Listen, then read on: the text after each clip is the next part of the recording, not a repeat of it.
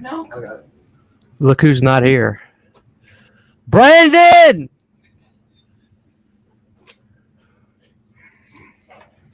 Where's he at?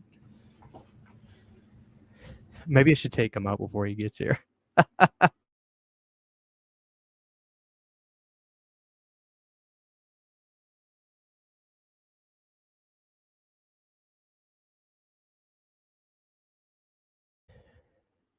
Am I back? I might have to reset.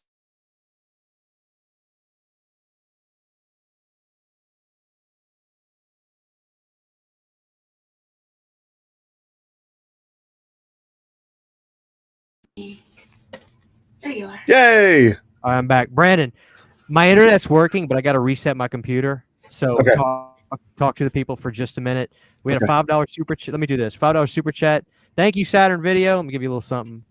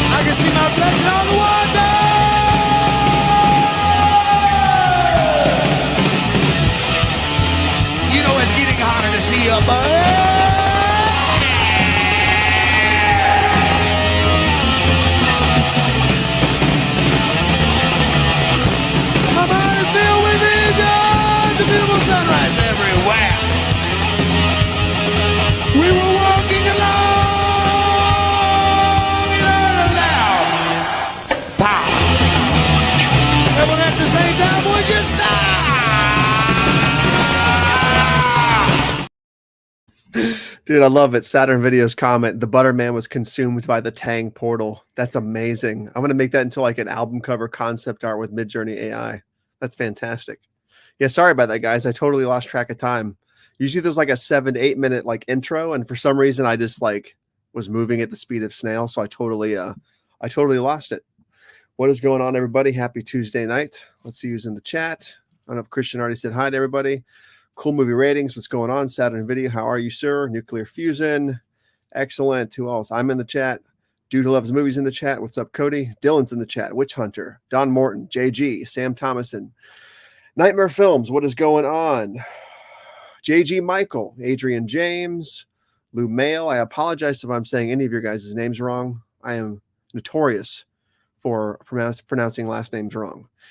Mid-Level Media is in the chat. What's up, Ken? How are you, sir? Super Retro City's in the chat. Zach Harris. I think that brings Richard Strange. Brandon Houston. Wanted This World 97. What's going on, man? How are you? Jeff Schukart. And again, I'm notorious for pronouncing these names wrong. JG Michael. Bobby. Nathan Mills. Katrina G. Matt Insist. I'm just going to stop trying to say everybody's last name. Marco Sorbetti, Mark Williams. What is going on, everybody? How are you? As you can see, we're ready to go with this fantastic Ovaltine show. And I just dropped my spoon for mixing the mix, so I'm going to ask my fiance if she'll bring me another spoon, please. I have my whole milk here. I have my chocolate malt Ovaltine, which is the best kind you can get. They have like the regular milk chocolate variety, and then they have the chocolate malt. This is on another chain, or it's on another level. It's off the chain. That's what I should say. This is unopened. I'm going to crack it open live. Okay. I'm going to crack it open live. And I'm borrowing one of my fiance's fancy glasses, whatever you want to call this thing. It has a glass spoon. Look at that. Vanderhoff 66FU. Did I not shout you out? Oh, I apologize, man. Sorry about that. I must have not seen you in the chat. I was going like at the speed of light. So my bad. Here we go. I have the spoon back. Joe Jackson in the chat. What's up, Joe? Thank you. I got my spoon. I have my Ovaltine. I have my fancy glass. I have my daughter's egg light from when she was a baby. We had an egg light, at driving at nighttime. She got freaked out by the dark. So I bought a new one when that one died. And this one sort of just became my new, partially part of my new studio setup because it does all this stuff. Check it out. It's not going to work. There we go. Red.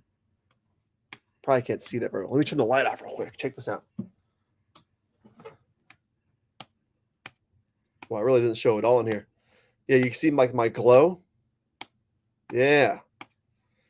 Leave that on the brightest white setting.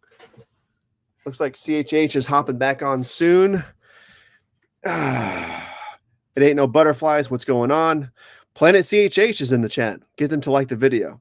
Only 37 likes, guys. Come on. How many people are in this chat right now? Let me go look at this because that's an abomination. If there's only 37 likes and there's like 50 people, 62 watching right now, and only 37 of you have liked this. Come on.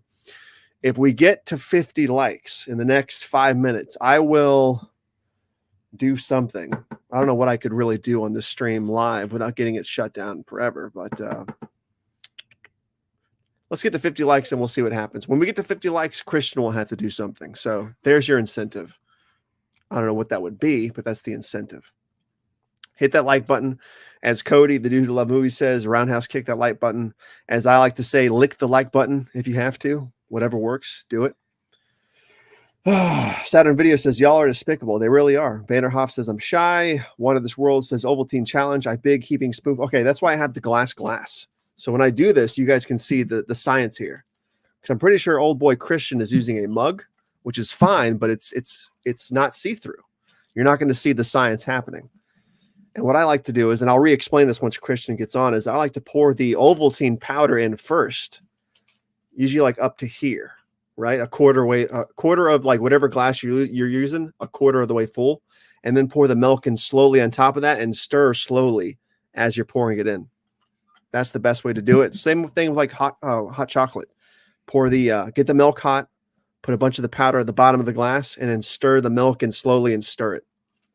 And it turns out the best, I swear. Make it with just the kernels, add your salt in there after it's finished, and instead of shaking it up with that popcorn butter oil stuff you're talking about, use some grapeseed oil. Grapeseed. It's fucking fantastic. So it's not good. It's really gross. The best part of eating corn on the cob is when like shit sprays out of it and you hit somebody in the eye with the water. It's always been Creepshow 2. One that we have is great value. So it's Creepshow 2 also to me just feels like that perfect 80s time capsule. You know what I mean? Like with the Firebird and the second sequence and all. With all these nicknames, everyone that I accumulate like 3 pounds of fat. Dude, my favorite comment in the world happened tonight. Did you see it from Saturn Video? I'll say it again. I already said it once. It says, the Butterman was consumed by the Tang portal. That's the best thing ever. I swear to God it is. Brandon, I need you to know something. I had a nightmare last night that involved you. And it was I couldn't make this up. It was a repeating nightmare on a 15-second loop of you, bare ass, doing a river dance to this. I'll see if I can do it the best I can. This was you. You were bare ass naked on like a checkered board floor, river dancing to Wayne's World. Wayne's World. It's party time. It's excellent. Wayne's World. That's awesome. I hate to break it to you. That wasn't a nightmare. You were drugged last night, and that was actually happening. So I mean, all night you were river dancing to the Wayne's World 15-second loop.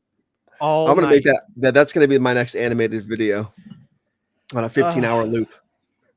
I awake to find the leftover hockey puck patties and Tang missing from my fridge. I decide to make popcorn, and behind me I hear add some grapeseed oil.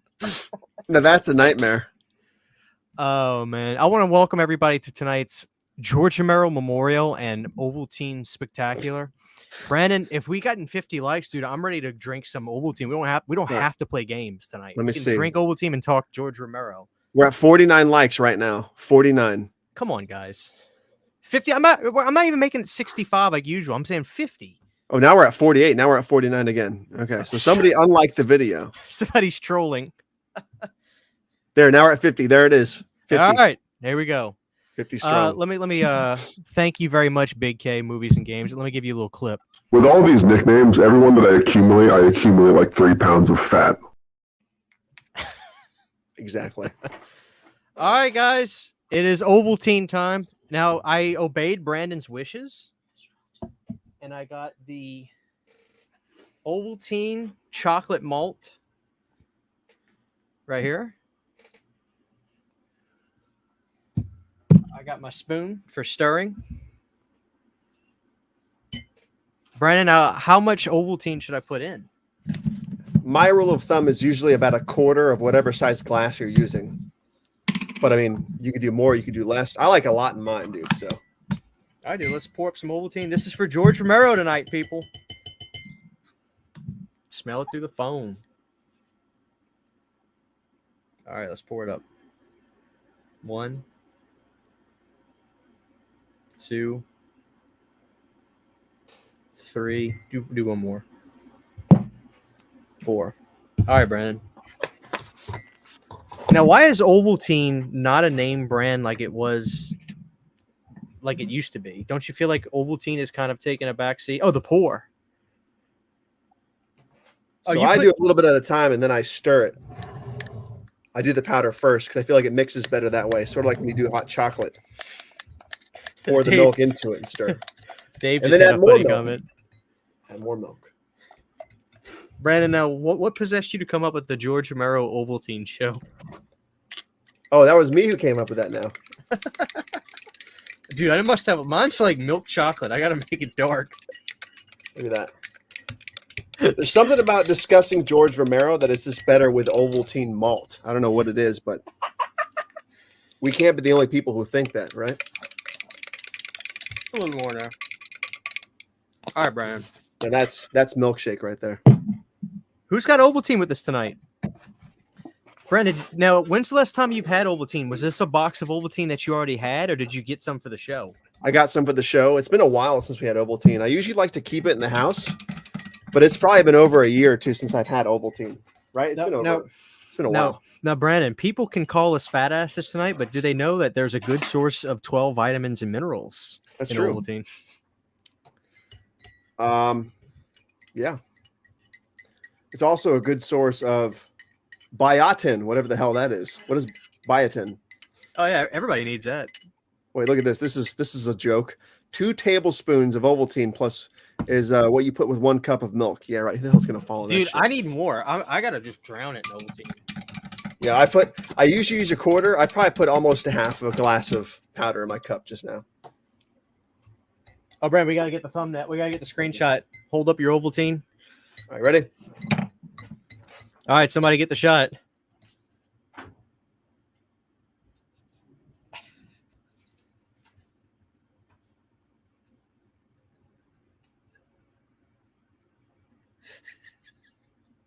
I can't do it no more. So we can go all night if you want to. You were prepared. You were prepared to hold it. I've been working out all weekend, man. You've been practicing. I got those muscles ready to hold that arm. All right, Brandon. Now we got a nice Scottie Pippen consistency on this. A little bit darker. I'll wait for the drink. I'll wait for the drink. All right, Brandon, you're gonna toast us tonight. Give us a toast. To new friends, to old friends, to new beginnings, to Ovaltine, to George Romero. Rest in peace, good sir. Cheers. Salud. Cheers. Here you go.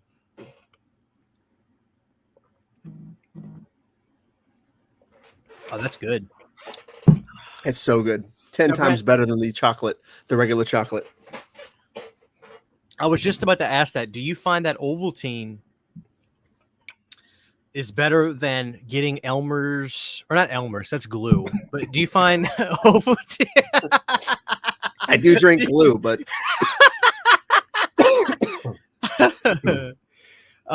do you find that Ovaltine is an improvement over bottled chocolate milk, say Yoo-Hoo or something?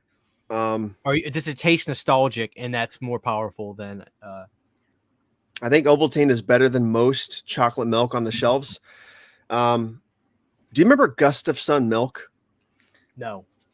Well, we used to have that brand around here. We don't have them anymore, but we have Borden milk now, which is really good chocolate milk. That's really the cow. That's what I was Yeah. thinking of, not Elmer's milk. Yeah, Borden strawberry and chocolate milk is off the chain, but I think this tastes better. This tastes more old school and rich.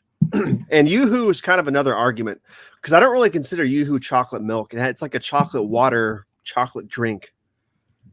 Like you could drink Yoo-Hoo on a hot day and be refreshed. I wouldn't want to drink chocolate milk on a hot day if I'm like working outside. But you could do that with Yoo-Hoo. You know what I mean? You could. I do know what I mean. So everybody here, cheers. Welcome to another. Please still continue to drop a like for Planet Dirty on us. We appreciate it. This is like our 19th Planet Dirty, and I have been adding them to Spotify. Guys, go listen on Spotify.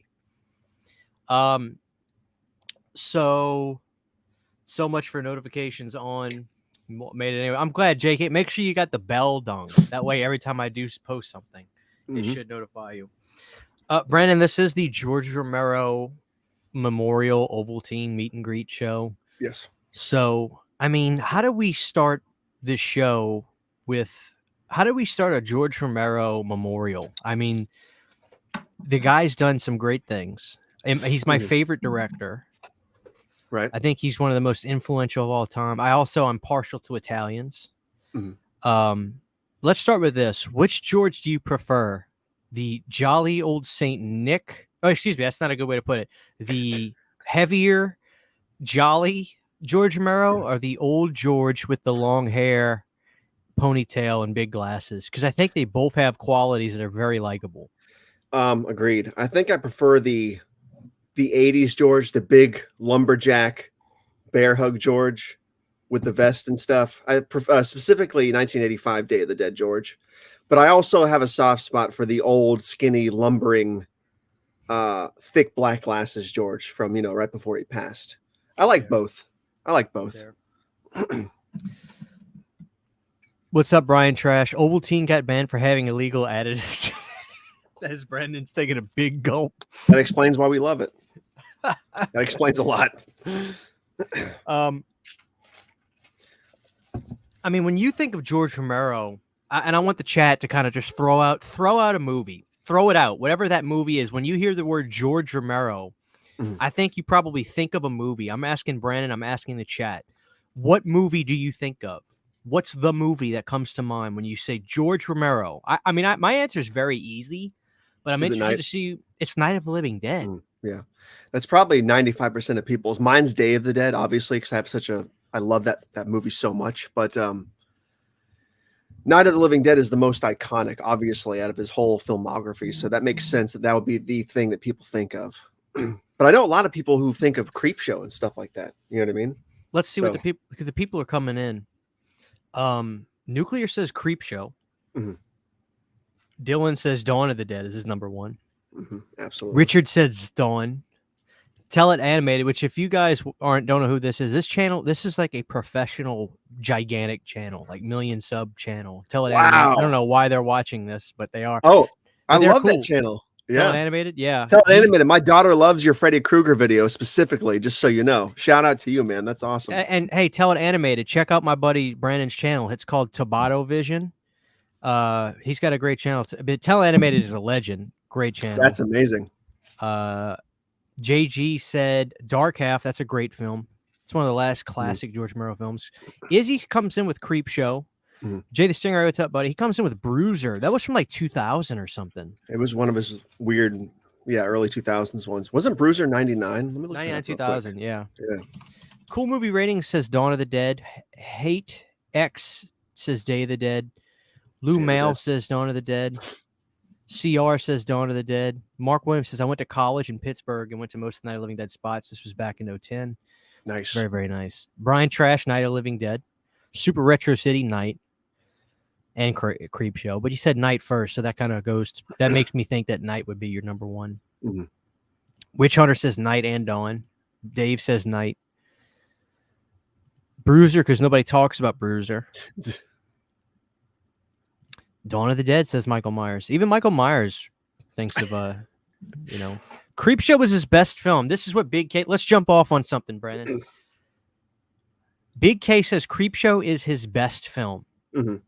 Take that at face value and just give me your reaction to that.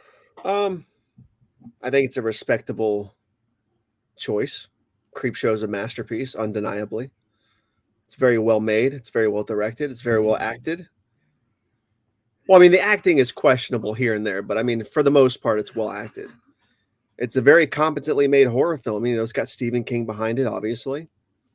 I don't know. I think Creepshow is a very good choice. If you had one favorite, that's a very good choice. It's kind of an off the beaten path choice because obviously night and dawn and day and stuff, but I respect it. That's very respectable of a Well, choice. what is your answer? I think your answer is Day of the Dead. It is absolutely Day of the Dead. That's where my mind goes instantly. I go to those caves, that mine. I go to the intestines falling off the medical tray, all that kind of stuff. Man, that movie is just all consuming as far as a zombie movie goes. And I put it way up there. I put it way above Night and Dawn and Survival and Land and all the other stuff that he did. Day of the Dead just reigns supreme as far as I'm concerned. Absolutely reigns supreme. Did you ever watch the special features on the Day of the Dead Blu-ray or DVD that Scream Factory did? I did, yeah. I think most of the special features from that special edition DVD with the fold-out gate, I think most of those got ported over too. And there's also there was also that like new documentary I think that was on there. I have that DVD too with the fold-out thing. Yeah, Day of the Dead. I kept that was one of the ones I kept, thank God. But yeah, both of those releases had really good special features. I think Joe Polito was always the highlight of those things too. Yeah, definitely. The man, R.I.P. to that guy. I can't help myself, Brandon. Tonight, for some reason, I just want to say I think his best film he ever did was Night of the Living Dead. Mm-hmm. I love that movie. I get bummed out because I feel like a lot of people respect it, but it's just too old school for them. Yeah. It's Night of the Living Dead is such a fucking great movie. It's a great movie. It's not one of my favorites. I've gone on record many times of saying that before, but it is a great film, I think, undeniably, especially what it did for horror and zombie genre overall. But did you say, I forgot if you said, do you prefer the Savini remake over the original or no? No, I don't prefer one over the other. Some days, it's either this. Some days I'll say they're tied, and other days I'll say Night of the Living Dead, the original. Yeah. Today I'd tell you the original, but I love them both. I really do. I love the remake. Mm-hmm. It's still very classic and old school feeling. Yeah. Yeah, I love the Savini film. I think it's fantastic. I really need to rewatch 3D after watching your video about it. It kind of lighted a fire. I think I might still have that DVD on my shelf. Or maybe I got rid of it, but I need to recheck that out. Yep, there it is. That's so weird. But it's so weird watching the original in color. I'm not a fan of the that's the prequel, right? Dude, this is the best bargain bin Living Dead film I've seen so far. Mm-hmm. Does it connect properly to the 3D film? Like, can you actually tell it's a prequel? Okay. Yes. This is a legitimate prequel to this. Nice. So I gotta do videos on Flight of the Living Dead. Flight of the Living Dead. Yeah.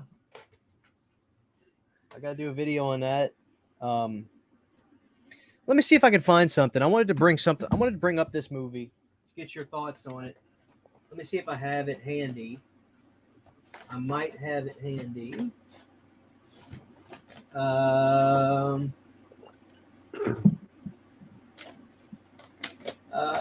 Where's that?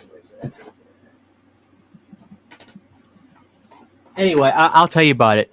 So, I mean, some of the titles I wanted to talk about. Let me get to some of the comments here. Bruiser has the great Tom Atkins.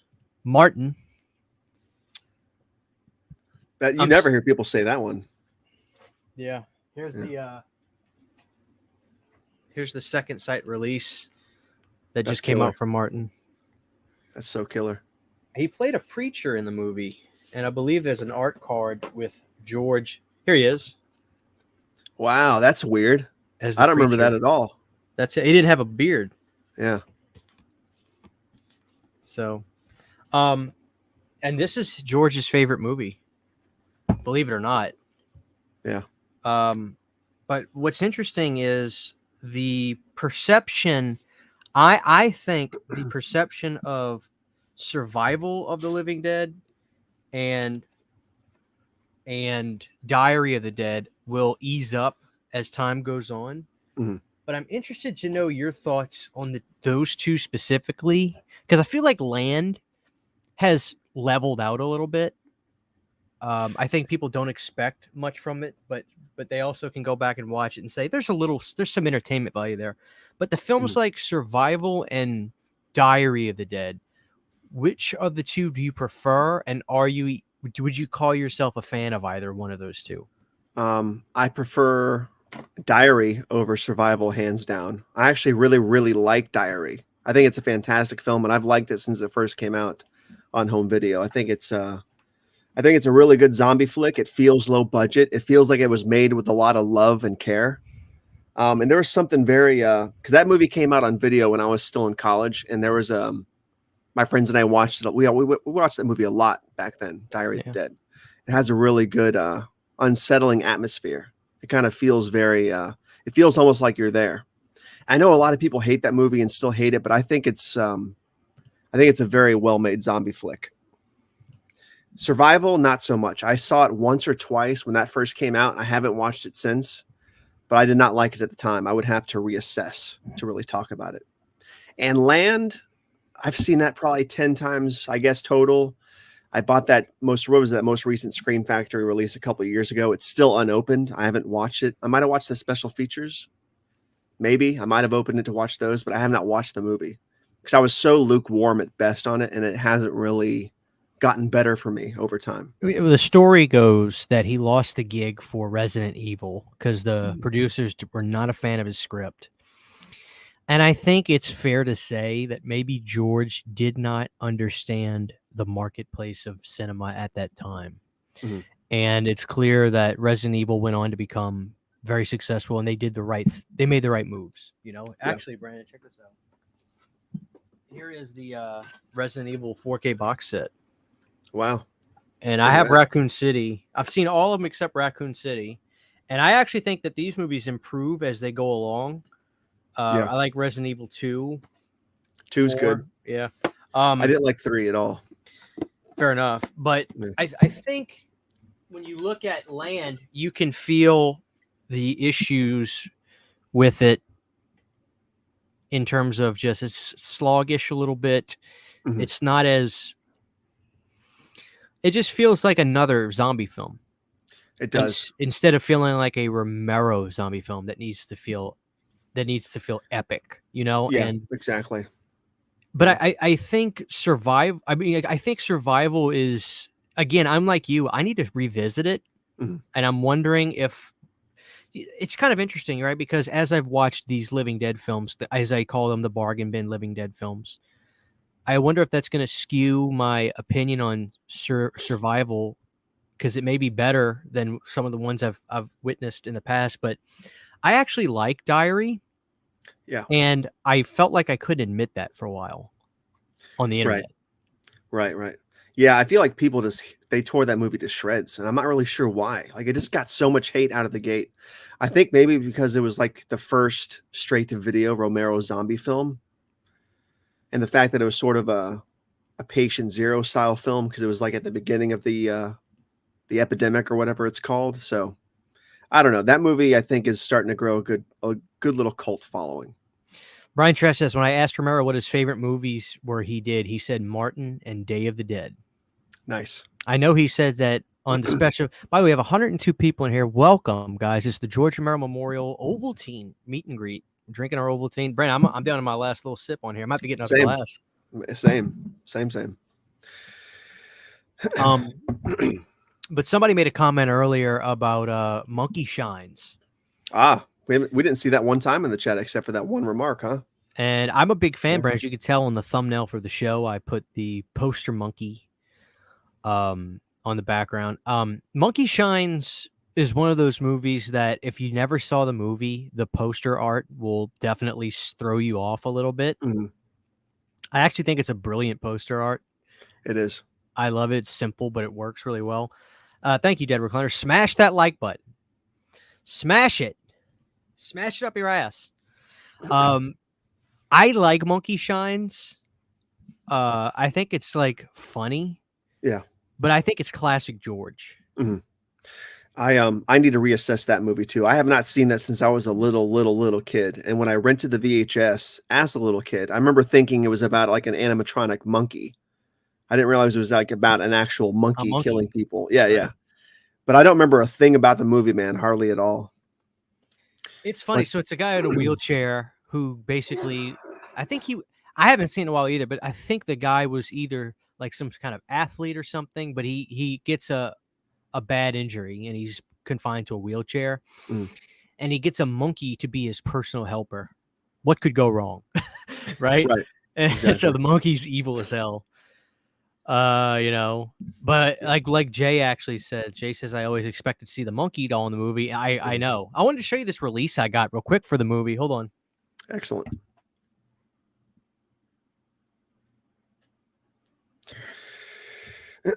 And this is another reason why I say being region free is the best way to go. So Scream Factory put out a Blu-ray for Monkey Shines, and it was gone in 60 seconds. It was out of print within the year it was released. Jeez. So I went to Eureka, and I got this really cool Blu-ray with a slipcover for Monkey Shines, and it's an awesome release with all kinds of interviews and features. And here's the booklet. There's the monkey from the film. There's the guy and the monkey in the wheelchair. Yep. But it's awesome. I love it. Look at this artwork on the disc too. Yeah, that's hardcore. How great is that? But yeah, That's dude, funny. what a movie. I love Monkey Shines. I think it's classic George. I mean, let me ask you this. What do you think is the classic? No, it's not region free, Jaden. This is a region B Blu-ray. What do you think is the last great George Romero film? The last great one he did. Great. Oof. That's a loaded question. The last great movie he did. I'll say it. I think Diary of the Dead's a great film. I know it's not on the level of Day of the Dead and stuff like that, but I think that was the last great one he did, even though it was the second to last film. Because I love that movie. Unapologetically love that movie. And I'm looking this up. Diary came out before Survival. I didn't realize that. I thought Survival was the last one. I thought Diary was the last one. Oh yeah, yes. Diary's first. I think Diary was 2008. It says Diary is 07 and Survival is 09. And George Yeah, passed away in 2011? No, It's been a George passed while. away in 16 or 17. Okay. Yeah, RIP to that man. I think the last, to me, I appreciate that. And I might agree with you after I revisit Diary. I might actually watch it tomorrow and get back to work on some of those Living Dead videos. Yeah. I think the last great George Romero film was The Dark Half from 93. Oh, yeah. True. I think that's the last great one. And by the way, everybody that maybe has not been too familiar with that, The Dark Half is, in fact, on Tubi. And I also have a Eureka Blu-ray of The Dark Half. I wish I had it visible. I could grab it and show you, but it's somewhere in here. But to me, that's the last great George Romero film. But I'm seeing Love for Bruiser, and I respect that. I need to revisit that. I saw that Same. a long time ago. Who's in that I was thinking of? Atkins was in it, I think. Tom Atkins. And I think somebody actually brought that up. I need to reassess that movie as well. And I didn't know that Dark Half was on Tubi because I finally got the Tubi app on my TV and on my Xbox. And Dude, 'cause Tubi's I don't have great. the Blu-ray. Yeah, I'm just discovering it. So We need to do a show just about the Tubi and how great it is. Because Tubi is legitimately 2009 Netflix, where they just have all the best low-budget horror films on there now. I can't believe how good the quality is for something like that. You know what I mean? It's just crazy to me. Well, they're smart. No exclusivity. Mhm. And they share the profits 50-50. Because Charlie Band talked about his deal with Tubi and how they operate. 50-50 split on ad revenue. But no exclusivity. So Charlie can license out his movies to Tubi, but he can still license it out to other people. So Tubi has the best business model ever. I've told you my idea for the Tubi movie theaters. Have I? What was that? No, you haven't. My idea for the Tubi movie theaters. I think this is brilliant. People always complain about having to go take a piss or something when they're at the movies. They need to make Tubi movie theaters. This is how they work. The ticket sales are very cheap. They're $2 a person for the movie ticket for brand new films. But there are 3 to 4 ad breaks in an hour and a half movie for a minute. So at the 15-20 minute mark, there's a break and there's like a minute and a half worth of ads during the movie. Get up, go take a piss, Right. come back. Yeah. And I think if you go to like an Avatar, that's the best way to watch a movie like that, with small ad breaks at the theater, but cheap ticket prices. But then the Tubi movie theaters need to have pizza, burgers, nachos. They need to have the best food stuff there. They need to let you drink beer there too. That would be a plus. Sell beer. Make it like an old draft house. Yeah. No cap. I think Tubi is how I saw most, if not all, of John Carpenter's movies for the first time. There's nothing wrong with that. Yeah. I'm really thinking about the Dark Half. That VHS cover always tripped me out at the video stores, man. The With, like, purple the guys. face. Yeah. Yeah. I wish I could see where my Blu-ray is because I have it. It's just tucked away somewhere, but it's a great. Oh, I think I see it right here. Hold on, I got it. Yeah, there it is. That's a sick poster, man. It's a good movie. I love that thing. Yeah, I think this is the last great George Romero film.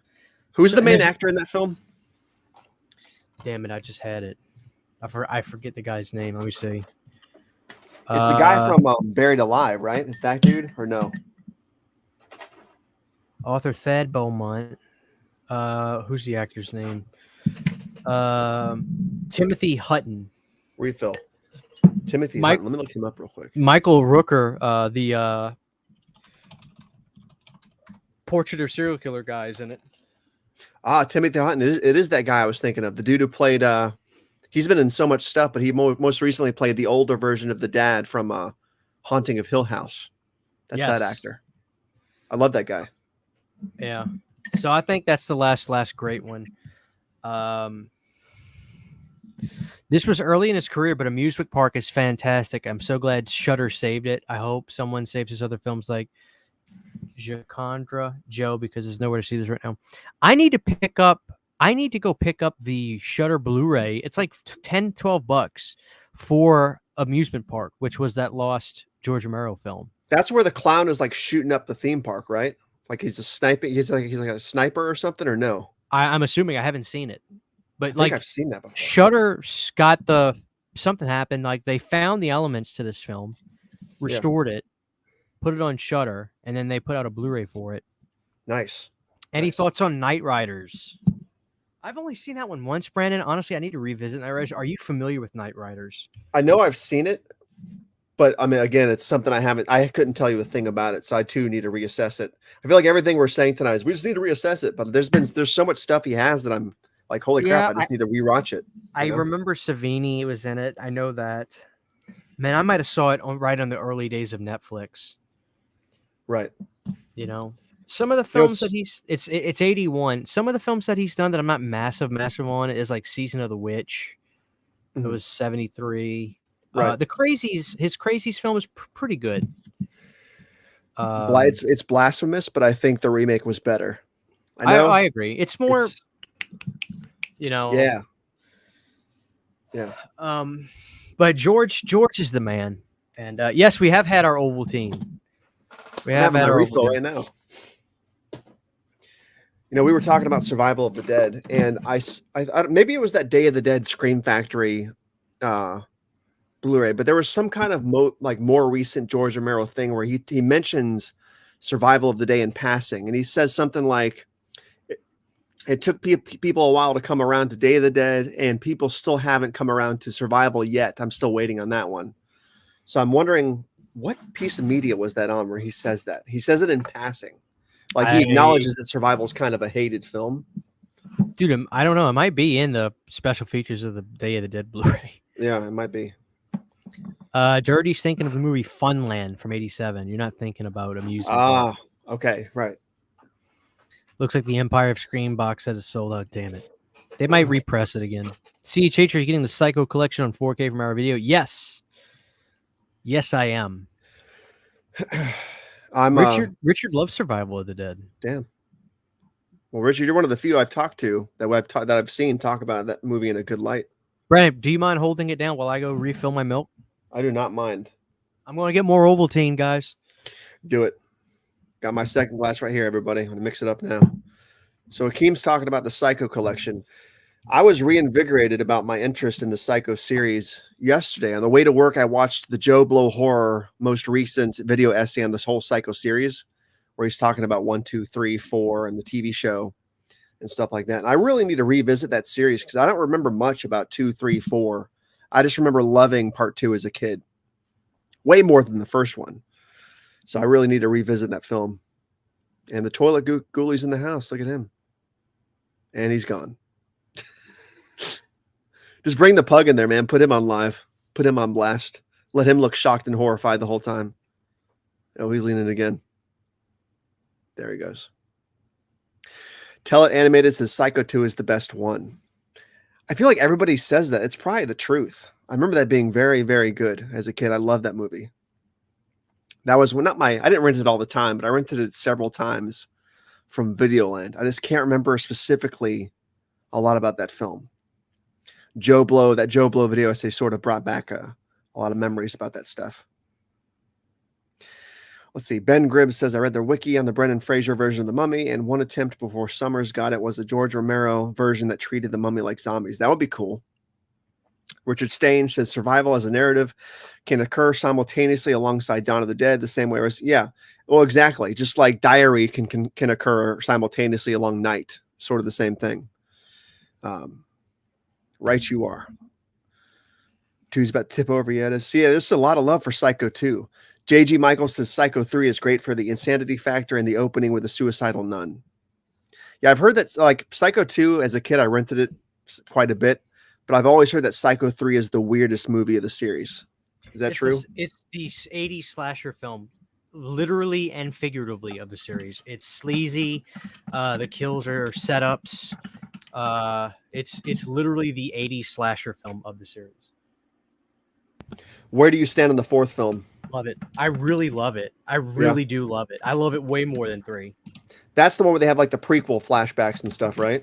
Yeah, And 4? but Anthony himself is great in it. I love his story that he's going on right now. Most of my audience has figured this out, that I'm a giant Howard Stern fan, but I'm a big radio fan, right? So I love the 4. I love that 4 is a radio movie, if you will, and I just identify with that so much. That's why I really love doing live streams, because to me, Brandon, this is radio.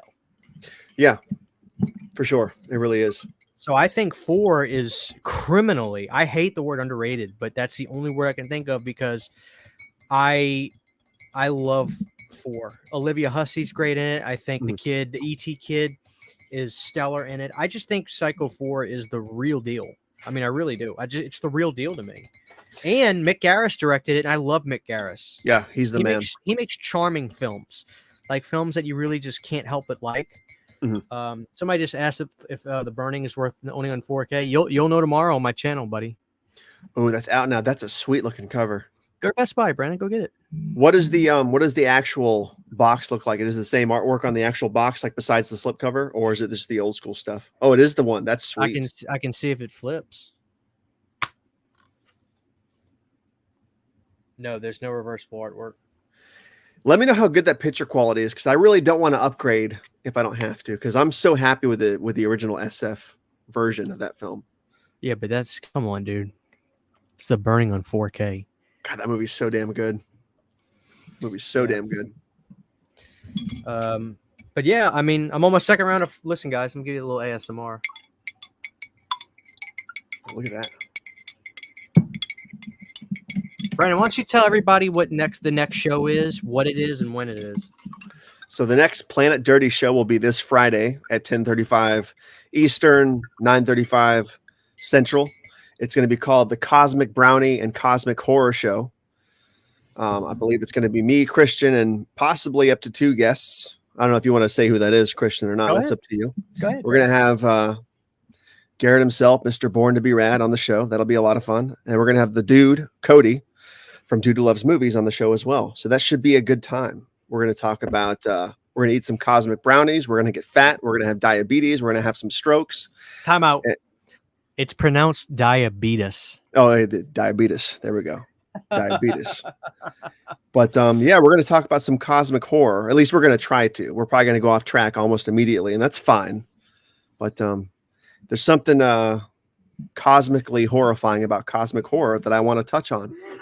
I think it was a good idea, and I wanted to say, did you know where the cosmic brownies came from with the cosmic and what it's supposed to represent? I did not. I was blown away by this. Is this real, or are you messing around? 1000% real. What do you think the cosmic brownies means for cosmic? Cosmic brownies. In relation to the cosmic brownies, what is it playing off of? Is this playing off special brownies from like the 70s? No. Not drug related. I don't know. I plead the fifth. So or whatever that phrase would be. So Cosmic Brownies is playing off of late night bowling with all the neon lights, which is known as cosmic bowling. Have Yeah. you ever done late night bowling where it's I neon have. lights everywhere? I have. That's what it is. Cosmic Brownies are a tribute to cosmic bowling. Dude, I never knew that. I love Me bowling. neither. I do too. Dude, that's crazy, man. I'm actually a decent bowler. I actually really love to bowl. Fucking A. I go to this place. I don't want to say the name of it because somebody's gonna find me. But I go to this place and I bowl once a month, man, for like 2 or 3 hours. Hell yeah. Yeah, I could bowl every day if I had the time. Yeah, that's hardcore. That's a really weird. I was not expecting that origin story at all. You probably would have thought it was like, oh, it's supposed to be like space, right? Yeah, just something like that. But yeah, that makes a lot of sense. Y'all ready for the Texas Chainsaw Massacre game next month? Mm-hmm.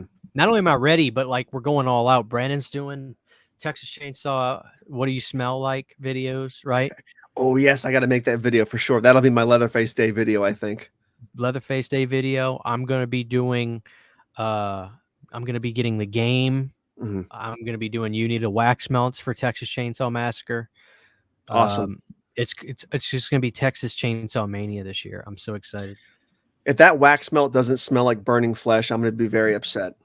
Like, figure it out. Upset. You got to figure it out, man. I got a business to run, Brandon. Isn't rebuying all these movies on 4K starting? Excuse me. Isn't rebuying all of these movies on 4K starting to become ridiculous at some point, both in cost and shelf space? I feel like a fool at times buying 4K movies. It's so funny you bring that up, Ali. How are you doing, Ali? Hope you're doing good, man. I feel like I haven't seen you in a while. It's a good thing to bring up, Ali. I actually was talking to one of my friends, and I was telling her, I was like, I've got some serious soul searching to do after the burning, because I feel like with Scream Factory, I'm legitimately just rebuying my catalog, my catalog of movies from them again. And there's a lot going on right now, Ali, that honestly I could be saving my money for. Like, I got Scream 6 coming tomorrow. I got the steelbook of that. I've got luckily, not trying to brag. Luckily, I've earned my way to get some of these MVD titles for review copies, so I don't have to buy those, but I promote them and I review them. But there's a lot of stuff that's on the horizons that, it's like Vestron's got stuff coming out. We got My Best Friend's a Vampire coming out. There's a lot of stuff coming, and it's getting expensive. So I have some serious soul searching to do, Ali. Like, I passed on Motel Hell. Mm-hmm. I bought that twice already. I was like, no. I'm really thinking of just like holding off on my Bloody Valentine. Ali. I really am, because I'm really, really happy with my Blu-ray of that. Mm-hmm. But the problem is, the second somebody messages me and says, dude, Christian, have you watched My Bloody Valentine in 4K? It looks incredible. I'm going to be like, oh, God. Yeah, naturally. I just don't know. But Ali, the thing about the burning was I bought this Blu-ray in 2012 or 13. It was one of the very first titles that they did. So to me, it's like I've got my money's worth out of that Blu-ray. You know what I mean? Like, I've gotten the miles out of that. So with the burning, I felt like, no, it's time to upgrade that. I'm happy to upgrade that, but it's getting tough, Ali. I'm literally in the same boat as you. Mm-hmm. So anyway, Fachi says, I've never had Ovaltine. I've always wanted to try it. Brandon, Get the malt. Get the malt, dude. I need to go heavier on my Ovaltine. Yeah, this is going to be my second and final glass of the night, because I made this way too rich.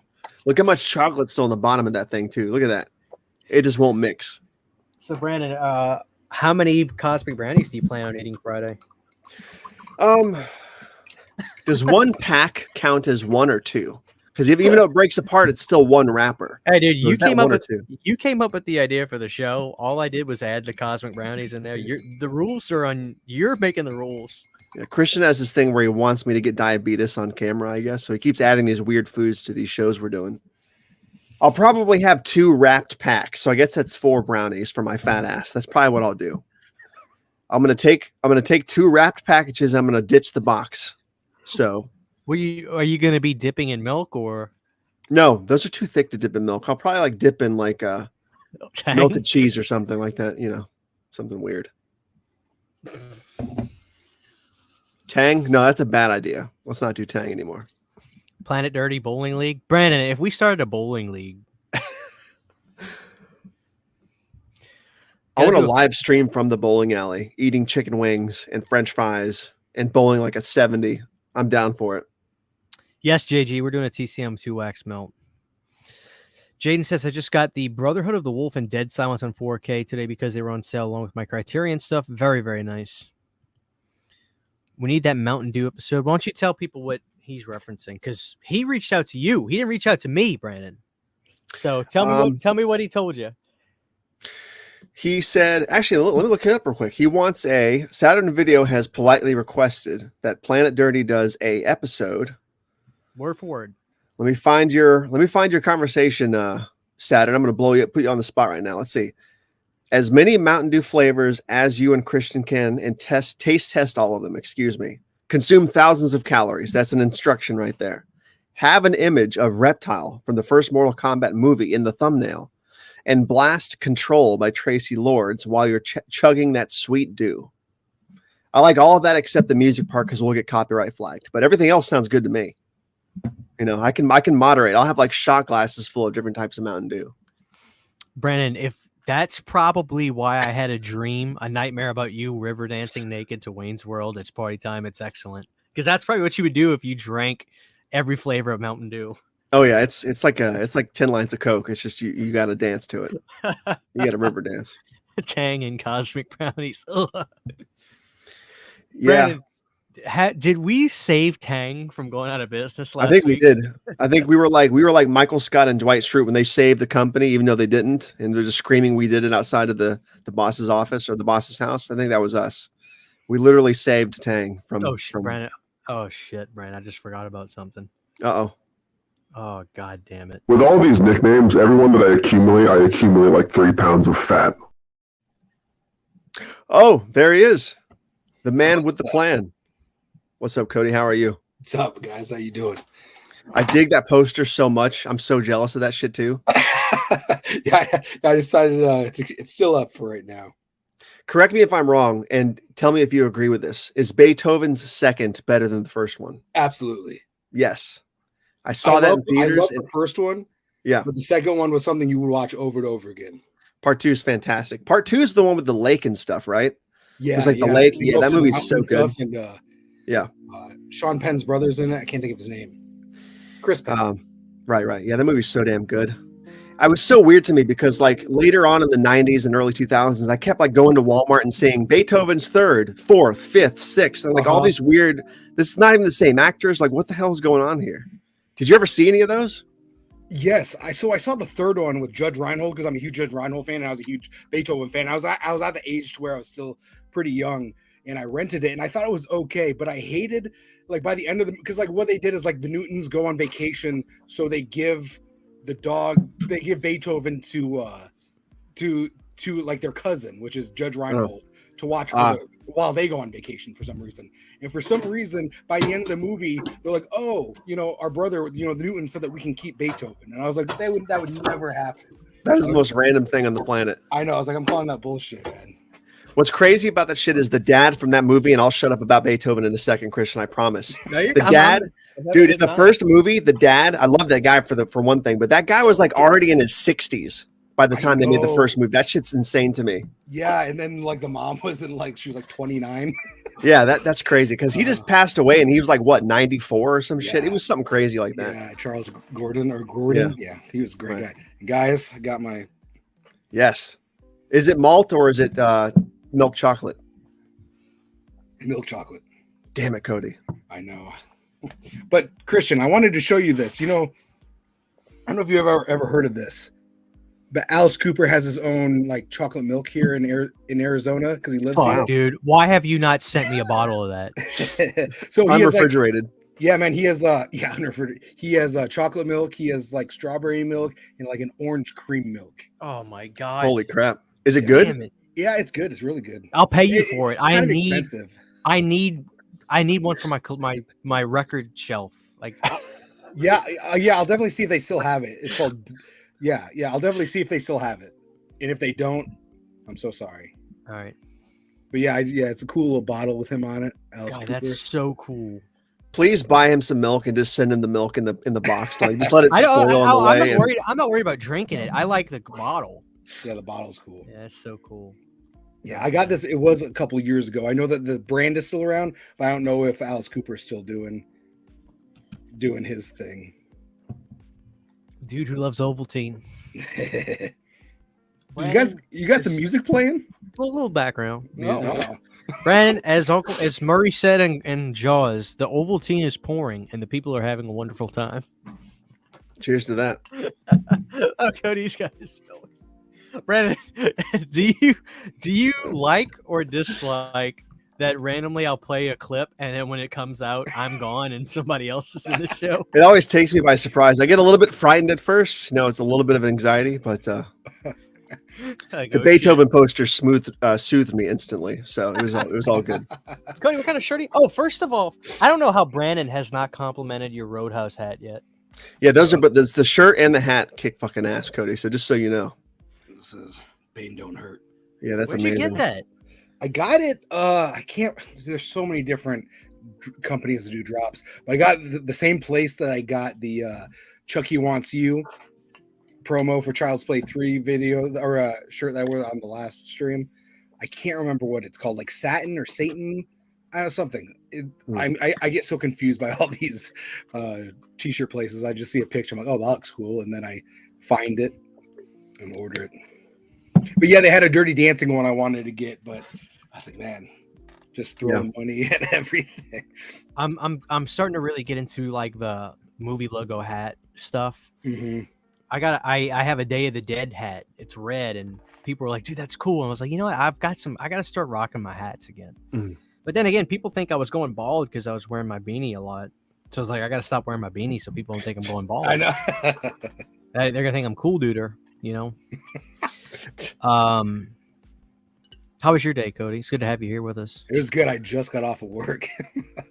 Yeah. I was on my break and I jumped on Fatchy Cinema's birthday stream. So I was on there for about 15 minutes and I had to go back to work. But yeah, it's been all right, man. It's just another day. Good, dude. That's Beethoven himself back there. I know, really. The dad in Beethoven. Thank you, Big Case Movie Game, with the $2 super chat. The dad in Beethoven was Wilson in King Kong 1976. Brandon, we just talked about that movie. We did. That's weird. Weird timing. Let me give him a little something real quick. How about this? Nothing's happening. The best part of eating corn on the cob is when like shit sprays out of it and you hit somebody in the eye with the water. I had corn 2 days ago. It was fantastic. A lot of water sprayed out, man. It was good stuff. Have you ever watched a short on his YouTube of him and his daughter eating corn? I love it. I great. love that we've fostered like this. I love that we've fostered this mini, I don't want to say community, but like the road to obesity for Brandon. That's what it is. You know what it is, Brandon? You know what? This is what I was going to get at. I love the fact that I can still be a channel that primarily does physical media and horror, but what this show has done for me has been very special because Planet Dirty has truly turned into a show about life and food, and I love that we've fostered this environment to where it conjures up you doing shorts about you eating corn, and people get it. They do. They get it, and they know what the jokes are, and the audience comes up with the jokes more than anything. And Agreed. It's incredible. It's incredible, and It's incredible. These are the best days I've had on YouTube, man, because I feel free. Yeah, exactly. It's incredible. It's just so incredible. It's incredible and out of nowhere and bizarre, and I love every second of it. It's insane. It's insane. Cody, how long is Beethoven going to be up there? Are you going to swap that out soon, or are you going to let it roll for a while? I'm going to swap it out because I'm going to do a Beethoven's second poster. I do have a Beethoven second poster. Yeah, there you go. Yes, that's it. But no, I'm going to do I just went to a Mad Monster convention this weekend, so I'm going to switch it out with a poster I got there. I got it signed by the cast of Terrifier 2, so I'll probably put that up there, and then I'll talk about my experience there. And I think I might do, because I went to the premiere of Dylan's New Nightmare, so I might Nice. do a review on that movie. That's awesome, dude. I'm hoping that movie is going to be great. Obviously, I know you can't say anything because nobody else has seen it yet, but Yeah. there was a great film. There was a great fan film I saw called "The Confession of Fred Krueger." It Yes. came out around 2015. I thought was really good. That was cool. I'm not a fan of fan films. As a filmmaker myself, I don't understand. Like I like. It's not that I don't like them. It's just like I don't understand them. It's like because you can't make any money off of them. And how does YouTube not take those down? It's just like I feel like you spend all this money and then Turn off monetization, probably. Just Okay. turn it off. You know what I'm and saying? then it just gets investors involved. Like, oh, this guy can do this. Yeah. I look at it as bands doing cover songs Yeah. to get like there's a band, they were incredible. They were called Quiet Riot that got famous Yeah. Quite right. with Come On Feel the Noise. Mhm. Yeah. And then once they broke down the barrier of getting people's attention, then they they let it rip and they came out like it got people's attention. I feel like that could be because I know Vincent DeSanti probably is trying to really break into Hollywood. He was there because he was, I think, the camera guy. Like Dave McCrae was there. I got to meet him. He was dressed. He was a good Freddy. He was Nice. very good. Very, Nice. very good. You can't say much about it, I know, but it was like what? It's about 30, 45 minutes. What is it? Yeah, Yeah. like 30, no longer than 45 minutes. I think that's probably good too. Get in, get out, and it goes by really quick too. It's like I was like, oh, it's already over, but then I was like, well, it's a short. I'm not sure. It's a fan made film. But Right. I will tell you what. Miko Hughes, he hasn't acted in 20 years. Mm. He was great. He was really Nice. good. I think Cool. yeah. So I got a full moon haul today, guys. I got I don't think you can see it very well, but Brandon, I thought you'd like this too. So over right there, it's a Full Moon Roadshow poster from 2008, and it's Nice. beautiful. There's these babes with their covering up their tits, and they're in a cage. And what it is after Charlie Band's the video store shut down, Charles Band basically did a traveling circus to keep the lights on for Full Moon. And I've had some friends like John Flesher, the great John Flesher, if you guys know who that is. He's come on my channel. We've looked at his collection. I love John to death. He's gone to him, and he said, literally, you go to this, and he'll do magic tricks. He'll have women on stage. He'll have some owners, like some actors from like Bill Moseley be at them, and do Q&As and just do all kinds of crazy shit, blow stuff up on stage. And he would travel the states doing these Full Moon Road shows. And so they did a poster for it. And I was so happy.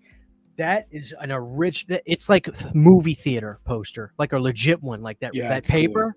So it's like legitimately like a poster from 2008 that he probably sold for the road show. And they just did a documentary about. Ben Grimm just said it. They just did something. The road show is on Full Moon streaming now, so I got to watch that. Oh, that's cool. Nice. So I got that, and then I got a Puppet Master lunchbox Yeah, that's sick. that That's sweet. I was so happy to get this. Dude, show me that Jester shot real quick. It's like upside down. Yeah, That's It's cool. sweet. That's it is up. hardcool. Yeah, it is upside down. Did you ever get to go to the road show, or were you just too young? I was very ignorant. I didn't know about it, Mm. and it's funny. He's looking at this poster from 2008. The last stop was Dallas. I could have gone to that. Damn. dang.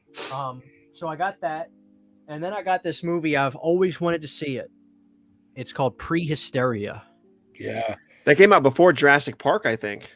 Like a year or two before Jurassic Park. Which is Oh, how did it? Charlie operates. 1993, so it probably came out a month or so before. But it's got Danny Madigan from Last Action Hero, And my girl too. Let's not throw that under. There we go. Yeah, Sweep Oh, that awesome. under the rug. the tar pits. Yeah. Oh, awesome. So I've never seen this, but I did a lot of reviews, and it looks like it's a really fun movie. This the Blu-ray came with slip and everything from Full Moon, so I'm so happy to finally get this for the 4th of July sale. I think there's a sequel. I think there's 2 sequels to that movie also. Yeah, there is. And so Charlie has a magazine. It's called Delirium Magazine. And I didn't know about this. So I picked up some old stock from the magazines, and I also subscribed to it. Here's a Shockwaves issue. That is so sick. I would get that just for the damn cover. Yeah, so basically this came out right when the Shockwaves Blu-ray came out. But look at this.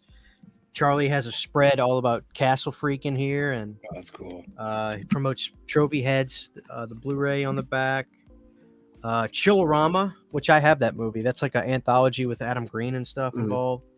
So yeah, it's a Shockwaves episode. And then I got this one. I had to get this, the Texas Chainsaw Massacre. That's cool. Let me see if I can get my thing to focus. Yeah, I got the Texas Chainsaw Massacre magazine. Now, granted, Freaky this magazine is from 2012 or no, 2014. What's great about it is this artwork is the cover of the Atari game. Right. So, and what's cool is I had the Atari game. And look, there's a spread about the game, and Charlie wrote in here himself because guess what? He made the goddamn game. That's insane. That's That's still Wizards. so crazy to me. That full circle is nuts. I can't believe he worked on that game. And it's so cool that look in here, you just get the ads for the game, you know. So That's I'm nuts. excited to read this, but they're gorgeous. Look at that artwork. So Delirium magazine, people, you can't find it in stores, but you can get a subscription to them. And so I picked up some old school copies for my magazine rack. So I came out pretty good, man. I got all that for $50. All of that, the poster, the Blu-ray, the lunchbox, the magazine. So I know it doesn't matter, but is that an original poster or was it a reprint? no, that's why I was so happy. That poster, it's 100% from 2008 because there were some like creases on the sides, and it legitimate. I have original posters, as do you. I don't know if Brandon does, but he certainly had some in his lifetime for sure. You know what original posters look and feel like. That thing is like it's got the quality of a real movie poster, and it's from 2008, so that is not a print. So Nice. I couldn't wait so now I got Puppet Master and the Roadshow poster above my TV. So I got What's sick? What repping size Charlie. Is it 27 by 40? 27 by 40. Wow. Nice. So I've got my Charlie band representing in here. That's awesome. So yeah. Are you going to use the lunchbox at work and stuff, or is it going to be like just a shelf thing? Because I would use it. I mean, why not? Hey. Well, I guess I could, but it's pristine and it's so nice, and I'm already damaging it. So I don't know. I love it. And they have a demonic toys one. I might grab too. Yeah, man, I'm one of those guys who I'll get two just so I could use one, and then I never use it, so I have two just chill. Right? Yeah. Yeah, I do that all the time. But Brad, Cody, we were just talking before you hopped on. Yes, Justin, I still have the game. They're in shadow boxes. I don't touch them. I have Texas Chainsaw Massacre on Atari, and I have Halloween on Atari. Like and subscribe. Just got the VHS box set for Tourist Trap in the full moon sale. Yeah, that's Nice. a great release. I have that as well. They did a Laser Blast chunky VHS box too. I should have grabbed, but I didn't. Do you guys know anything about that new one new movie that they announced from Scream Factory? It's like the guy's like invisible, and he's like massaging the girl. I don't know. It looked like it would be like That's not Hollow Man, is it? No, I wish it was Hollow Man. I forgot what it was called. I forgot the tagline though. Like, Yes. It's like Billy's a ghost, and his first stop is the girls' locker room. But Scream Factory just announced it. announced it earlier today, I'm looking it up right now. and I was like, I gotta ask these people. They know what it is. Sawbones, School Spirit. School Spirit. Ah. Yeah. I never. Wait, is nobody that- can tell me about any of these movies if they're good. I don't want to just buy them. You know what I mean? Because they're like I'm $30 for. I'm broke, man. Like I know. it's been so hard. I got Scream 6 on Steelbook. I'm gonna Mhm. review that tomorrow. I just got The Burning. I got to review that. Did I show you? I'll show you. I got Dinosaurs. Yeah. I was so watching sick. these, dude. This was so fucking morbid. So I'm watching Dinosaurs today while I was eating my pizza for dinner. Me and Sydney were. The third episode of season 1, I realized Midsummer ripped off Dinosaurs. Oh my gosh! Really? The third episode of Dinosaur season 1 is them realizing that the grandma dinosaur of the mom dinosaur of the mom of the family just turned 72.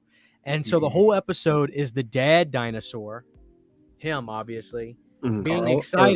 being excited because he's got to go push her off the cliff to kill her. Like they kill the dinosaurs when they hit that age. And what happened in Midsummer when that couple hit the mid-70s, remember? They jumped off the cliff. Yeah. Remember? So this whole episode that kids are watching Mhm. is about the dad being Yeah. excited and talking to all his buddy dinosaur friends at work. Like, yeah, I get to push her off the cliff tonight. That's That's funny. that's what the episode is. I was like, City. I was like, this is so fucking morbid for kids to watch. You know, it's incredible. Is their last name Sinclair or is his name Sinclair? I can't remember. What do you mean? Their last name. The dinosaurs? Yeah, the dinosaur's last name. Don't they have names?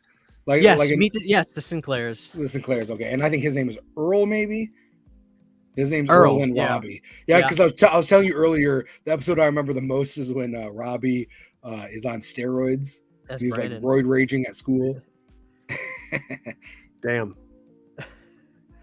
Well, have you heard about? Or I don't remember it because I know I've seen it, but I haven't seen it since I was a little kid. But do you remember the last episode of Yeah, Dinosaur? it's no, like- no. Hold on. Oh, Just say it. Say it. Just say it. Talk about it. I'm gonna watch it anyway.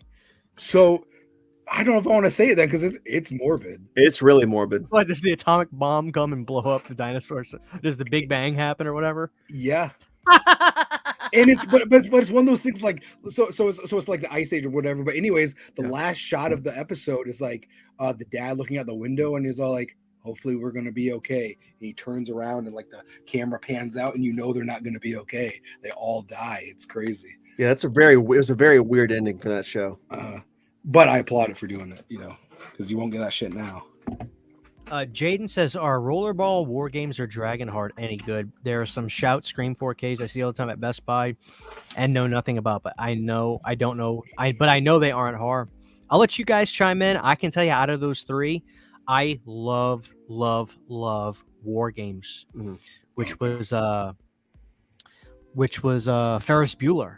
Mm-hmm. That's a great movie. I don't have it on 4K. I should probably grab it. But I Matthew think Broderick, that's Matthew Broderick. So War Games in a nutshell, Jaden, it's kind of like that Nick Castle movie, The Last Starfighter. Yeah. Except War Games is a lot more like nail biting because this kid doesn't realize he's legitimately playing war games on his computer with the world. Mm-hmm. Whereas Last Starfighter, the kid gets recruited. I think it's a really good movie, Jaden. Rollerball I like, and Dragonheart I like too. But out of those three, if I saw three at the store like that and I was going to grab one, I'd grab War Games. But that's just me. I don't know if you guys have any opinions on those movies as well.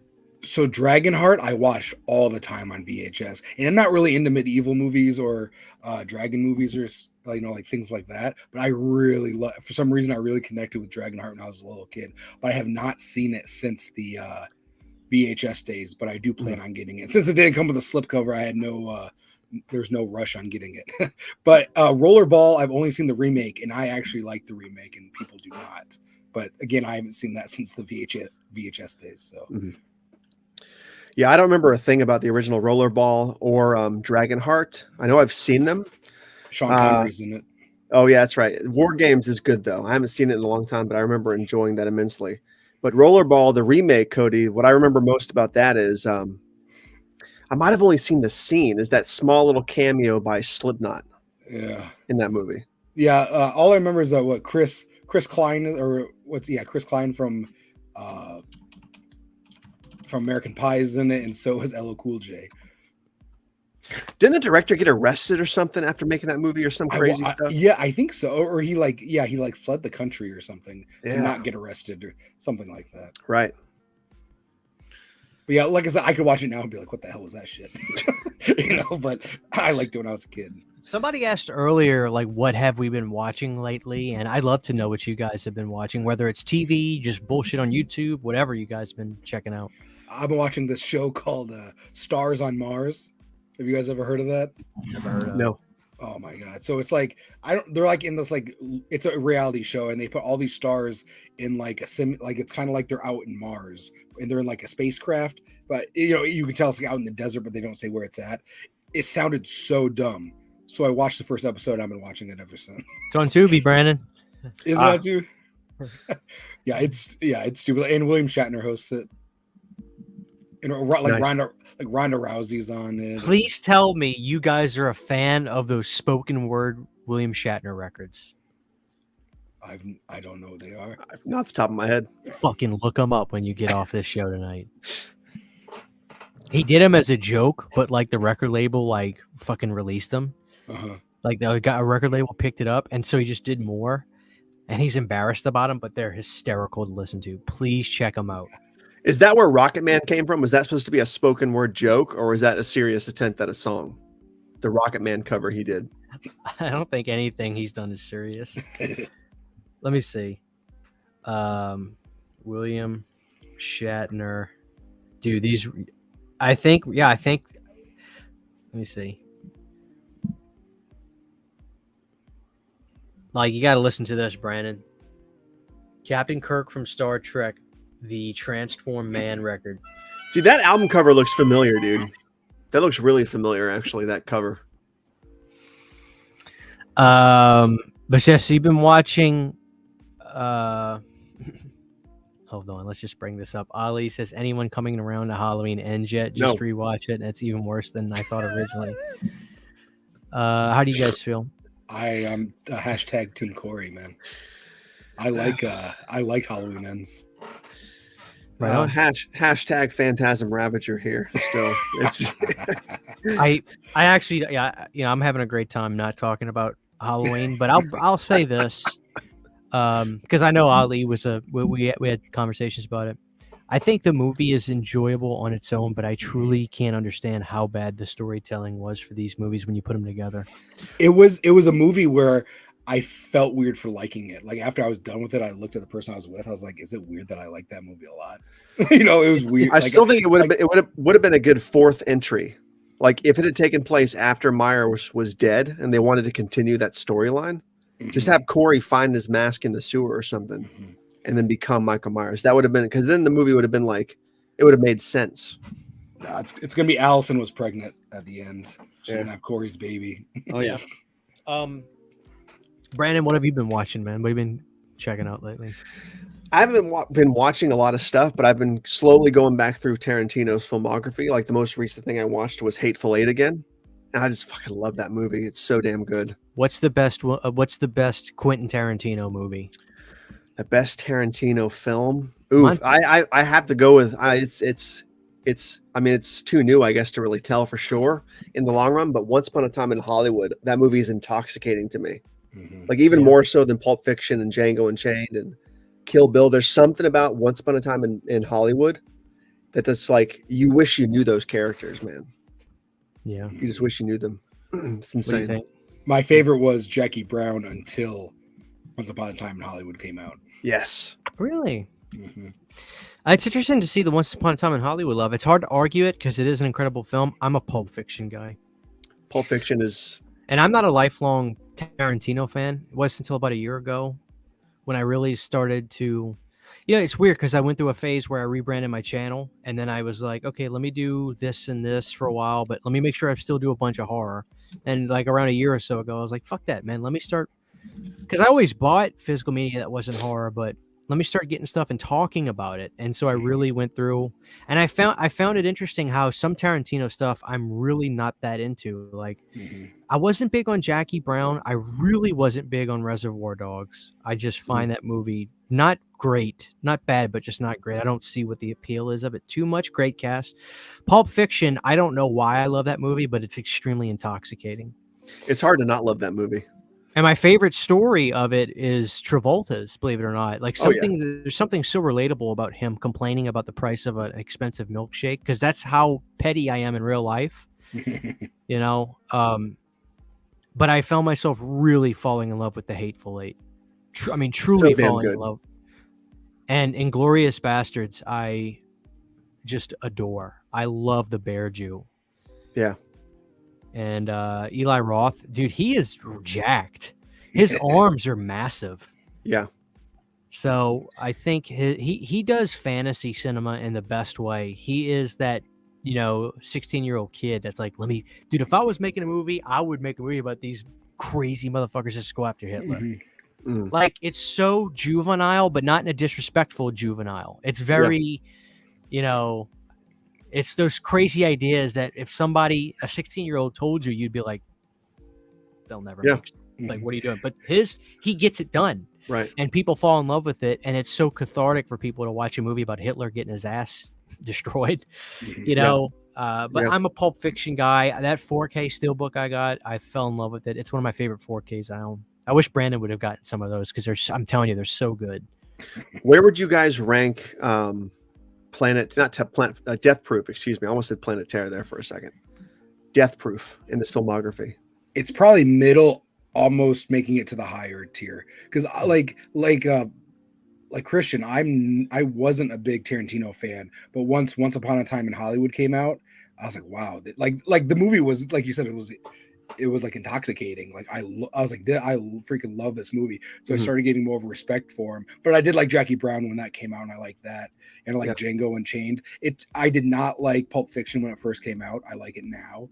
And I need to rewatch Inglourious Bastards and The Hateful Eight, because I did not like those when I saw them, but I have not rewatched them. And I was I was not in the mood to watch Hateful Eight when I watched it. Like I kind of walked in 10 minutes after it started, and then I was just like, I was not in the mood to watch. Like I was like, I show up to like a party and they're all watching it, kind of thing. I was like, yeah. I remember there was a kind of a big, not backlash, but a lot of people I knew when Hateful Eight first came out.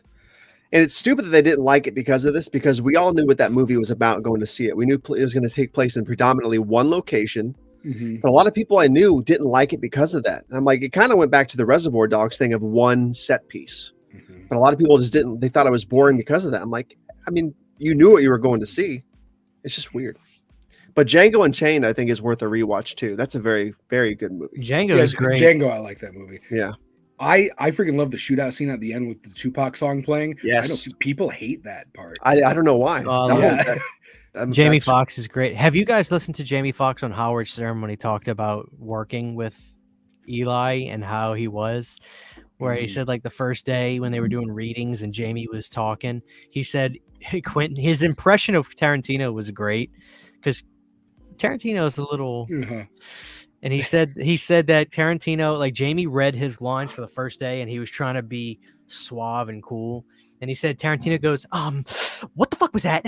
I knew I was going to have this problem. You come in here with your fucking Land Rover. You're a fucking slave. You're not, blah, blah, blah. You're a slave, damn it. Like, it was so funny when his impression of Tarantino was so funny. The clip's on YouTube. You got to check it out. It's hysterical. I'm not going to lie, but your impersonation was pretty That was pretty damn good. Yeah, that was good, man. I was impersonating Jamie Foxx's impersonation. You got to throw some all rights in there because he says, like, all right after everything he says. Have you guys seen the clip of him getting Starbucks from years ago? What's going on here? Oh, yeah. No. What's going on here? What are you filming? Talk to me. What's going on here? Yeah. No, you're not, because if this camera was off, I'll be whooping your ass up and down this street. Yeah, that's the best video on the planet. He goes, I'll be whooping your ass up and down the street. Go. Yeah. A massive fuck it. Yeah. Hold on, fuck it. Yeah. We're about to show the audience this. Do you know what I'm talking about, Cody? I don't know. No. Oh god, this is literally a legendary clip. It's gold, man. This is the most legendary clip I've ever seen. I just want his jacket in that video. The last clip I've seen with him is he was on some Tonight Show. He was supposed to promote, I think, his book coming out, and all he did was promoted was John Carpenter's The Thing. And it was like 30 years later, you know. All right, you're gonna fall in love with this, Cody. Cody, tell me if you can hear and see this. Did you hear and see that? Yeah. Okay, watch this. Audience, you got let me turn off that music for a second. This is literally the best clip on YouTube ever. It really is. And to this very day, Tarantino is still trying to figure out what's going on here. All right, watch this. What's going on here? How's it going, man? How are you? What's going on here? What's going on here? What's going on here? Put that down. What's going on here? What are you doing? What are you doing? So you not talk to me? Just for the. What are you doing? Hey, don't do that. Don't do that again.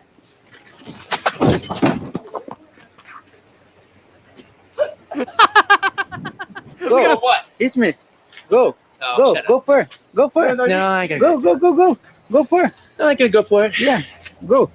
Hit me. Go. You started. Oh, I'm starting it? Yeah. Are you? Oh, you. So you're just not just a guy from around here. You're actually a paparazzi guy? Go. Nah, I can't do it.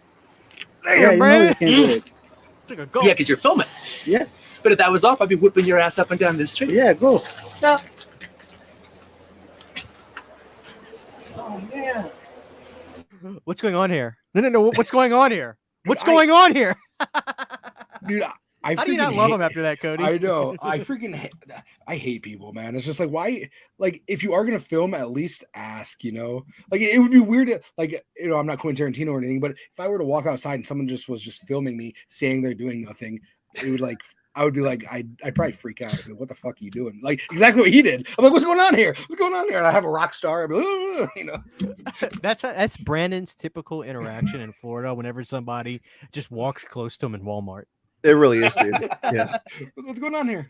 take a swing at me. Nah, I ain't gonna do it. But then he takes a sip of his Tang. Thank Thank you, Creasefold, with the $2 super chat. Evening, guys. How you doing, Creasefold? How's New York going?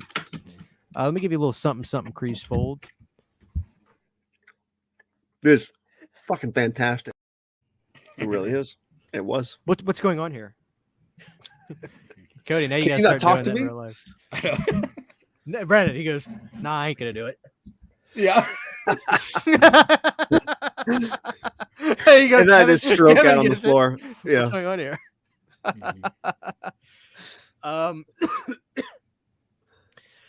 I wanted to ask you guys, what is your favorite John Candy film? Ooh. It's a tie for me, I think. I can't really choose. And for me, it's between Uncle Buck and Planes and Trains, for sure. If I choose one, I feel like I'm taking sides. You know Why what I would mean? you? Why would you not say The Great Outdoors though? The Great Outdoors is fantastic, but I don't think it's near the best. But you can't forget about Cool Runnings There you go. Cool Runnings too. or Camp Candy, man. I love that show. Or Nothing But Trouble. I mean, let's be Yeah. honest. I would say mine would probably be Uncle Buck. Uncle Buck. Mhm. Kevin says, "Who's Harry Scrum?" Yeah, Harry's Crumb's good. I gotta go Great Outdoors. That is That's my a good movie. favorite. I don't think I've seen Summer Rental. Whenever I try to think of the movie, I always just think of scenes from Great Outdoors. So I'm like, I'm wondering if I've never seen that movie. Have you guys seen Only the Lonely No, I've heard with the John song. Candy? That's a batshit crazy movie. isn't I highly- isn't What's His Nuts in it too? Macaulay Culkin, is he in that? I don't know if he's in Only the Lonely. I think Ali Sheedy's in it, but I'm not sure if Macaulay Culkin's in it. Macaulay's in Uncle Buck Mm-hmm. and Home Alone, obviously, which John Candy's in as well. But I don't know if he's in. Let me look that up. Actually, that's gonna bother me. Only the Lonely. What's up, Garrett? He says, "Great Outdoors, no doubt." Damn it, Yeah. Garrett. We did a I show on that, man. Yeah, man, you guys ate steak. It made me so hungry for steak. Dude, Macaulay Yeah, see, it's- Culkin is in that movie. That's Yeah, that's- bizarre. Yeah, That's what I was thinking because he did. I think he did that right after Home Alone or Damn. My Girl. They've done 3 movies together. That's insane, dude. Mm-hmm. I'll give Garrett credit for that because like Garrett thinks big, like even for me, because I'm a pretty grandiose kind of guy. But he was, we were talking about doing the show. I had just rebranded, and I was like, dude, let's fucking watch Great Outdoors. Let's just do it. And then he was like, all right, dude, cook a steak. We're gonna eat it on the show. And I'm thinking to myself, ha ha ha ha. And then I realized quickly he's fucking serious. Garrett's So Vince we did McMahon. Garrett's Vince McMahon. That's what he is. He's Vince McMahon of the YouTube. The most Yes. stupendous WrestleMania. Nah, WrestleMania. Garrett is low key a genius when it comes to planning this stuff, man. But it's so funny because for a second I thought he was just being silly. Like, dude, we're gonna eat steak on the show, and then all of a sudden he's like, "Oh, I got my steak. I'm good to go." I'm like, No, "God mate. damn, we're Dude, doing this." he's all about the gimmick, and that's what's gonna separate him from people, man. It's good. Yeah, I love what he's doing. I'm picking up what he's putting down. it's definitely been inspiring, and that's why me and Brandon have kind of started. It's fun, right? Like I look Mhm. forward to Planet Dirties because it's just like, what are we gonna eat next time? Well, man, I was watching somebody. He was doing a live stream. It was him by himself. He had music playing, and he was just like smoking a vape, like not even talking or anything. He was just sitting there talking. Like he could, like, no wonder nobody was watching his shit because he was just sitting there smoking his vape. He could have been like, "Well, here's my topic." Even if nobody's there, you got to act like somebody's there. It's just like in wrestling, you got to wrestle in front of 4 people like it's 400 people, kind of thing. What's going on here? What's going on here? I've seen a couple of YouTubers, dude, they're live and you can tell they're sort of nervously vaping because like there's just nothing going on and it is so awkward, but I can't stop watching. Those See, are the best. see, I talk shit now, but I've never gone live by myself. So Oh, it's awkward as hell. It's Yes. I'm still trying to get over the anxiety, dude. It's so crazy. why do you guys? I think you do. Cody, this is how you need to do it. And quite frankly, this is how I still do it. I'm gonna listen to music and vape. No. I mean, just promote your show. You know, you have enough of a following now. You've done everything. You're one of the only people I've ever seen that started like really watching people's channels and commenting on stuff and talking, and just wasn't trying to network. I've had people that would reach out to me and act like they wanted to be cool and friends and stuff, but then whenever they got what they needed from me, whether they came on my channel or they just wanted something, like after that, all right, fuck you. Yeah. You're one of the only people I've ever seen that's actually really been like supportive and watched people's videos and commented on stuff. Somebody, like I've said in my video, like 25 minutes in, like, goddamn, he's listening. Yeah, I'm not used to it. I'm used to people blocking me because if they ask me to come on their show one night and I can't do it, they get pissed off. And I'm too good for them in their mind. So they block me when I was just either fucking too busy or maybe my it's happened, man. It just sucks. So it's nice to actually see somebody be an actual human being for once. Agreed. YouTube. I'm serious, dude. I deal with it a lot, and you're going to as your channel grows. I'm telling you. Yeah. Yeah. Well, thank you. I appreciate that. And yeah, man, like I liked you before I started, so obviously I'm gonna like you after I started. So, and yeah, and that's the thing. It's like, man, if I watch a video, I'm gonna like and comment on it because it's free and it helps out the creator, and especially if you took the time to make it. Yeah. Of course, I'm gonna do that. But yeah, man, I'm truly like I love your content, and it's not gonna change because I have my own content. So what kind of video you said you had coming next? You were working on a convention episode. Yeah, I think I'm gonna dude. That's another thing too. I was trying to put myself in a mindset of vlogging. But I'm not somebody who whips out my camera and films stuff. So it's like there was a lot of things I missed where I'm just like, dang, that probably would have been cool, but it just wasn't. I live in the moment. Even when I go to concerts, I don't really film or take pictures or anything. I just watch. Dude, I'm the same. That's why I don't vlog that much anymore. It's like, you know what? Maybe I want to talk to my wife while we're shopping or just enjoy each other's company. I don't feel like filming that shit. Yeah, sometimes being in the moment's more important. I'll definitely try it sometime, but I just wasn't ready for it this time. I did get a really cool shot of the actress that plays Megan. She did the Megan dance. Megan? Yeah. Yeah, I put that up as my very first short on YouTube. So cool. So she's doing the dance. She does the flip and everything. I saw that. Yeah, I saw that. And that's the thing. I'm going to Halloween 45, and I'm like, that would be a great vlog. But it's like I just don't know if I want to do a vlog. Have you been to one of those before? No, not a Halloween one. That'll be crazy, man. I don't think I could do it, man. I really don't. Just too much Halloween for me. I'm sure you'll have a great time though. Yeah, I hope so. I bet it's a big convention center that they use for that too. Yeah, it's the Pasadena. Pasadena Convention Center. Yeah. Hell yeah, dude. Anyway, what else is on y'all's mind? Y'all got anything else y'all want to talk about tonight? No, I want to go back to Land of the Dead real quick while we're on the topic of George Romero. Or at least we were on the topic of George Romero. What's going on here? What's going on here? What's going on here? So, Cody, you've seen Land of the Dead, right? Is that the one with Big Daddy? Yes. Yeah, I've seen that. Yeah. Did you like that film, or did you think it was sort of lackluster among the entire George Romero Dead saga as a whole? I liked it. Yeah. I was lukewarm on it, and I think my problem with it, now that I'm thinking about it, is I know a lot of the script was stuff that he didn't get to do in Day of the Dead. And I sort of had a revelation with that because I wasn't a huge fan of Land of the Dead. So I'm thankful that he really didn't get to incorporate what he wanted to originally in Day of the Dead, because I like Day of the Dead so damn much that I think it would have suffered for me if he had actually got to do the big movie. Yeah. Land of the Dead I saw in theaters. So I think that was my first time seeing a George Romero movie in theaters. If I'm not thinking, or if I'm thinking correctly here. So I think I was just cool to see that. Yeah. I don't hate it. It's decent. I think it's, I don't want to call it weak. It's just not one of my favorites. And I still wonder, Christian, do you think that movie suffered? Because it came out in 2005. Do you think it suffered a little bit because we had just gotten the remake of Dawn of the Dead a year prior and reintroduced running zombies to the world at large? Well, look at I think Dawn of the. I'll be really quick, Cody, because I want to hear what you want to say.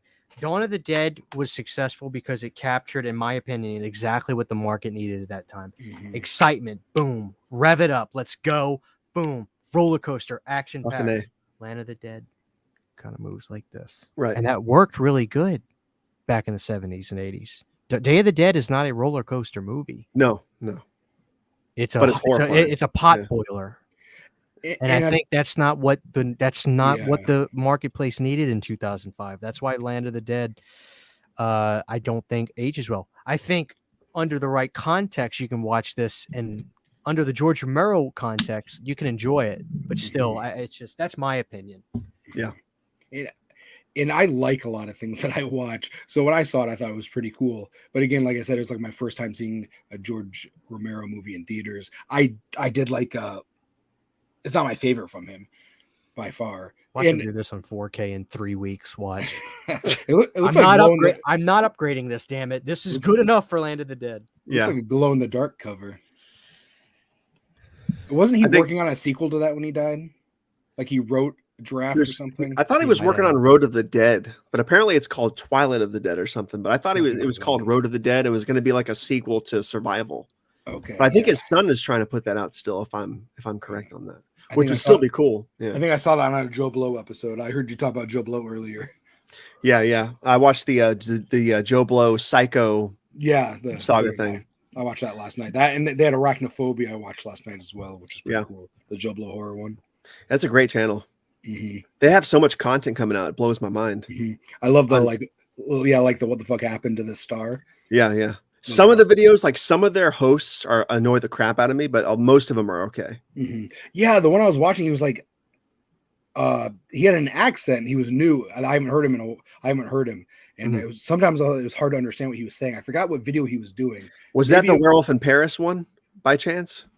I haven't seen that one. What else did I watch? Oh, I watched Final Cut 2 last night. The Urban Legends Final Cut 2. Dude, watch Bloody Mary, please. It's the best. I haven't seen part 2 or 3. Dude, I've only seen the first one. It is the best urban legend. No, it is not. Yes, man. it is the best urban legend. No.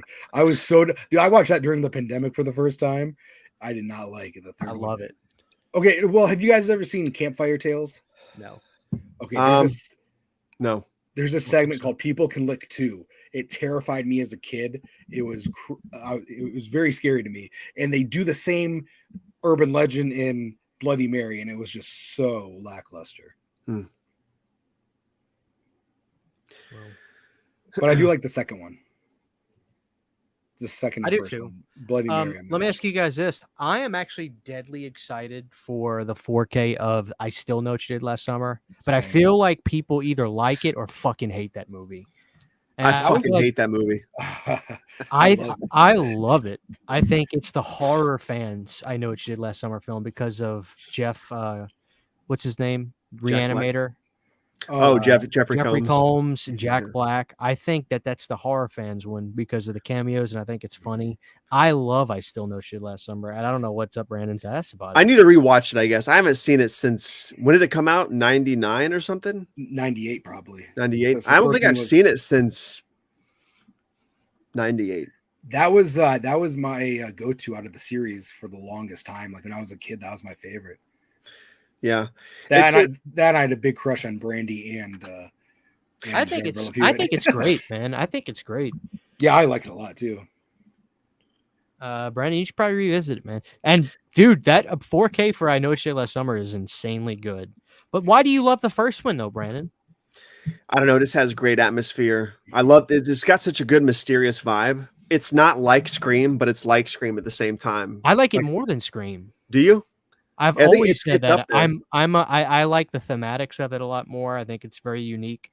It's got a style that you don't see. I haven't seen any other movie had that vibe that I Know What You Did Last Summer has. There's something about that movie.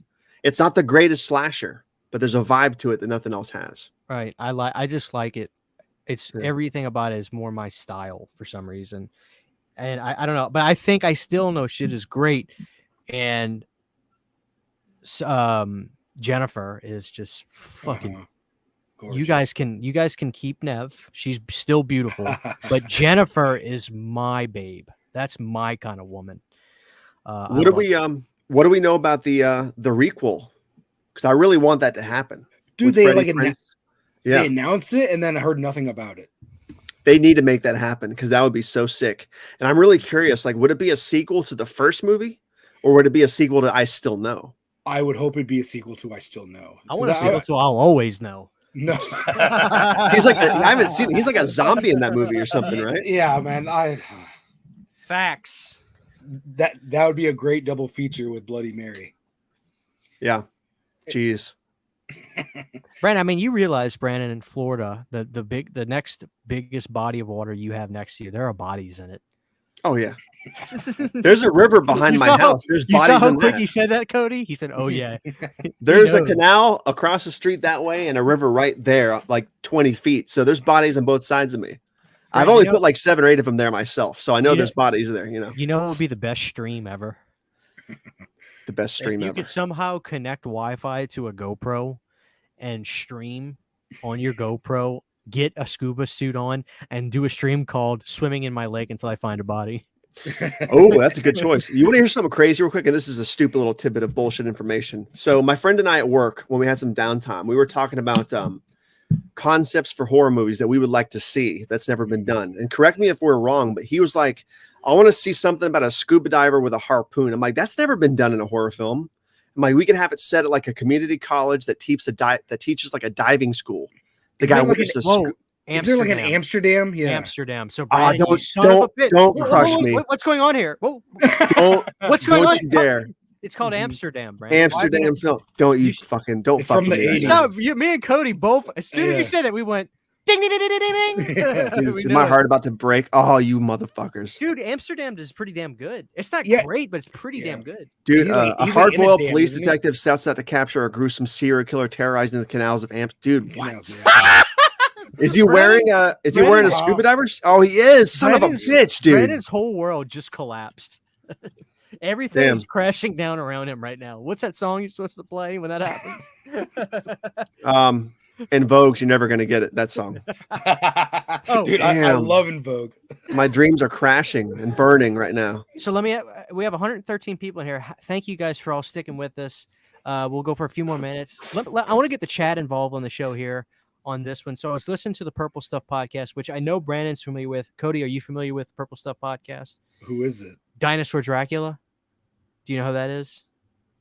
I've seen their post on Instagram before. A great vintage kind of channel. You'd love it. Anyway, I was listening to a show that they did called Summertime Songs, like songs for your playlist for summer.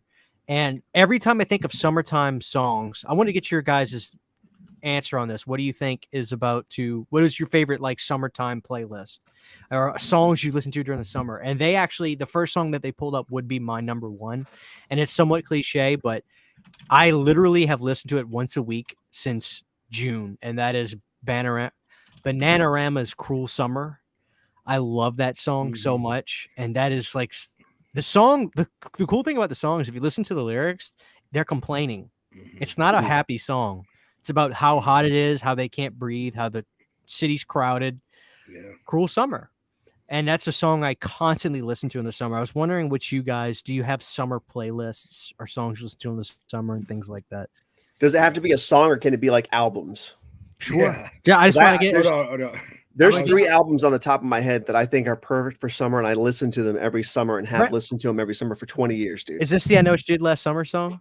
That is that song. That song kicks ass. That version of Summer Breeze is so good. you want to say that song kicks fucking ass. It does kick.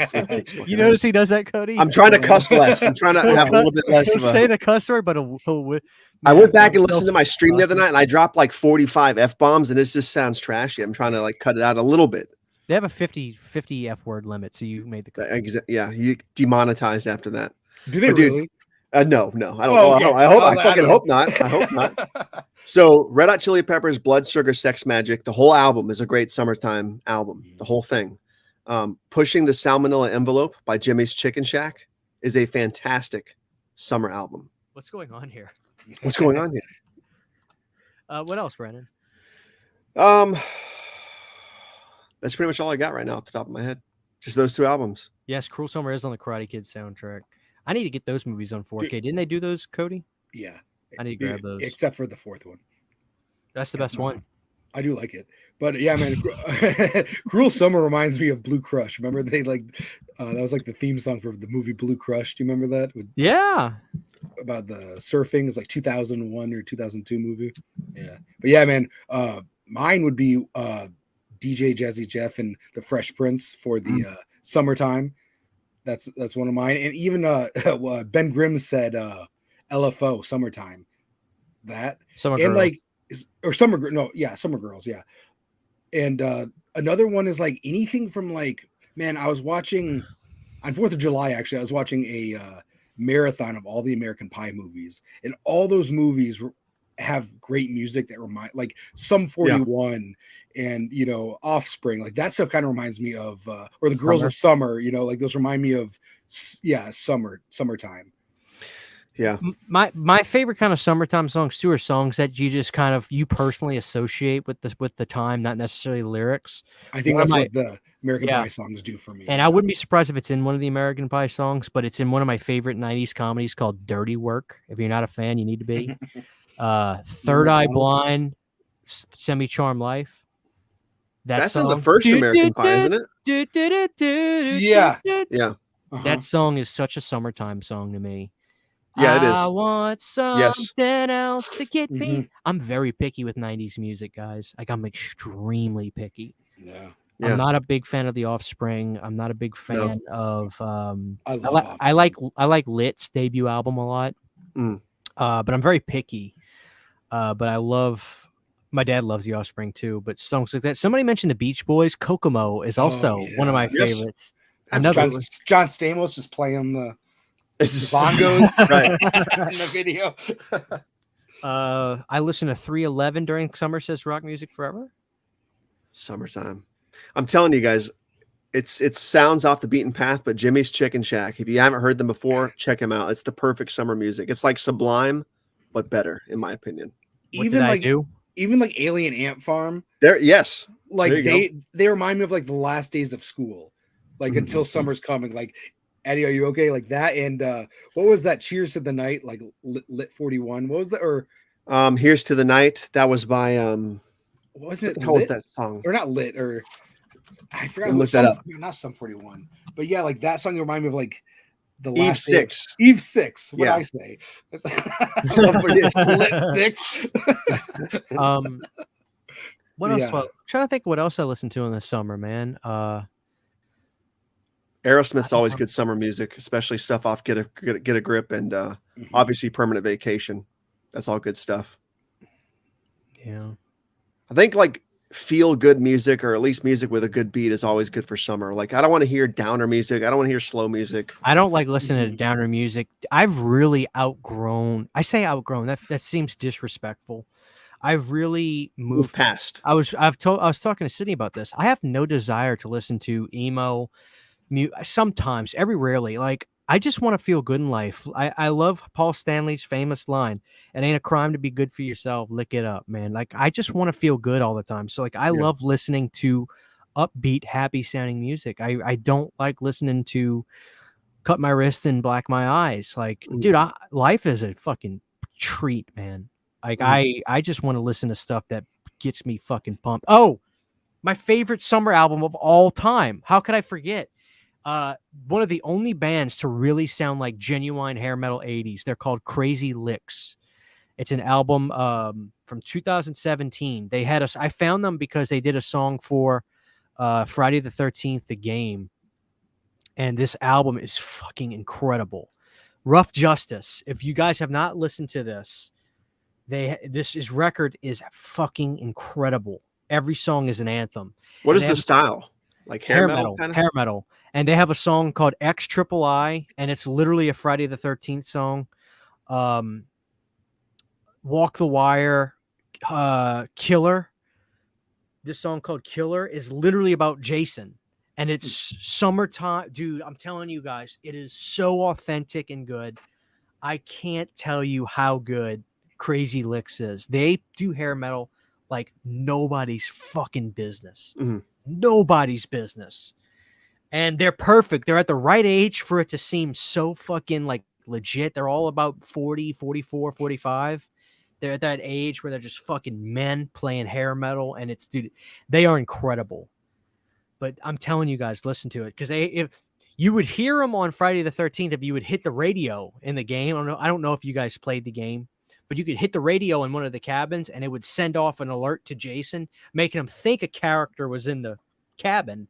And so then you could run to get car parts while he's heading that way. But yeah, Crazy Licks is fucking incredible. I can't emphasize, but I listen to Rough Justice, my favorite record, all the time. I have to check them out. Yeah. You know, Cody, you brought up American Pie. Shanna and I watched all 4 of those movies in the last 2 months or so on streaming and stuff. And it's amazing how, like, the humor is really dirty. Like, it's that Porky's humor kind of thing. But those movies hold up so well. And they feel, it's weird how vintage and nostalgic they feel now. Like, they become those old 20-year-old cozy movies now. It's insane. Yeah. Well, it's crazy because, like, my grandma rented me the first one on VHS. And then we watched it and we both loved it. So when the second one came out, she took me to go see it in theaters. Nice. And she was laughing harder than anybody. So I have like this real strong nostalgic bond with that movie. Yeah. And every time I watch it, I'm just like, I laugh, especially when it's at the scene where she was crying, laughing, you know, when he mixes up the lube and the, right. And the glue. Yeah. And then they show him wearing like the diaper later on. Like she was crying. And it's just, I always, you know, like a smile goes on my face whenever that part goes on. I'm just like, yeah. Those are those comedies where you wish you knew the characters in it. So exactly. I'm like, man, I want to have a summer like that. You know, it's good stuff, man. It's good stuff. Somebody was asking about call-in shows. Can't they use a delay like they do on radio shows? It doesn't work on StreamYard. I tried. I do Patreon call-in shows. I think, Brandon, we actually did one on the show. I was there too. Yeah. I mean, if you're a patron and you're paying me monthly, obviously to get access to stuff, if you want to call in and, you know, and not say the wrong thing, that's, you know, but I do them every now and again, Matt. So, yeah, it's fun, man. Like, it's just like, that's another thing. I was like, I want to talk about music every now and again. And the American Pie films I love. I have the most disgusting story I can tell you guys, but I cannot tell it on air. I'll tell you guys as soon as we get off. It's fucking disturbing and hysterical, but I'm embarrassed to say it on the internet. If it's about McDonald's pies, yep, I've been there. No. Now you have to tell everybody. You've already let everybody on. Stick my dick in a pie. Yeah, neither did I. No, I'm just kidding. Born to Be Rad says even American Wedding rocks. It does too. And that I thought that was the weakest one, but now I'm like, it's one of the stronger ones. It has the most heart, I think. I like all 4 of them, man. I've only seen American Reunion once. So good. Or no, actually, I watched it twice because I just watched it last 4th of July. I watched all 4 of them. Part 2 used to be my favorite, but I think the Reunion is my favorite one now. See, part 2 is my favorite, but the Reunion kind of it gets the feels. Like I'm kind of like, oh dang, you know, like it makes me miss high school. Kind of, you know, it's like, you know, like you're like, oh man, yeah. So, you know, it's funny. You guys talking about this, it's making me think about American Pie era type movies. And one of my all-time favorites was The New Guy. Who's the bitch now?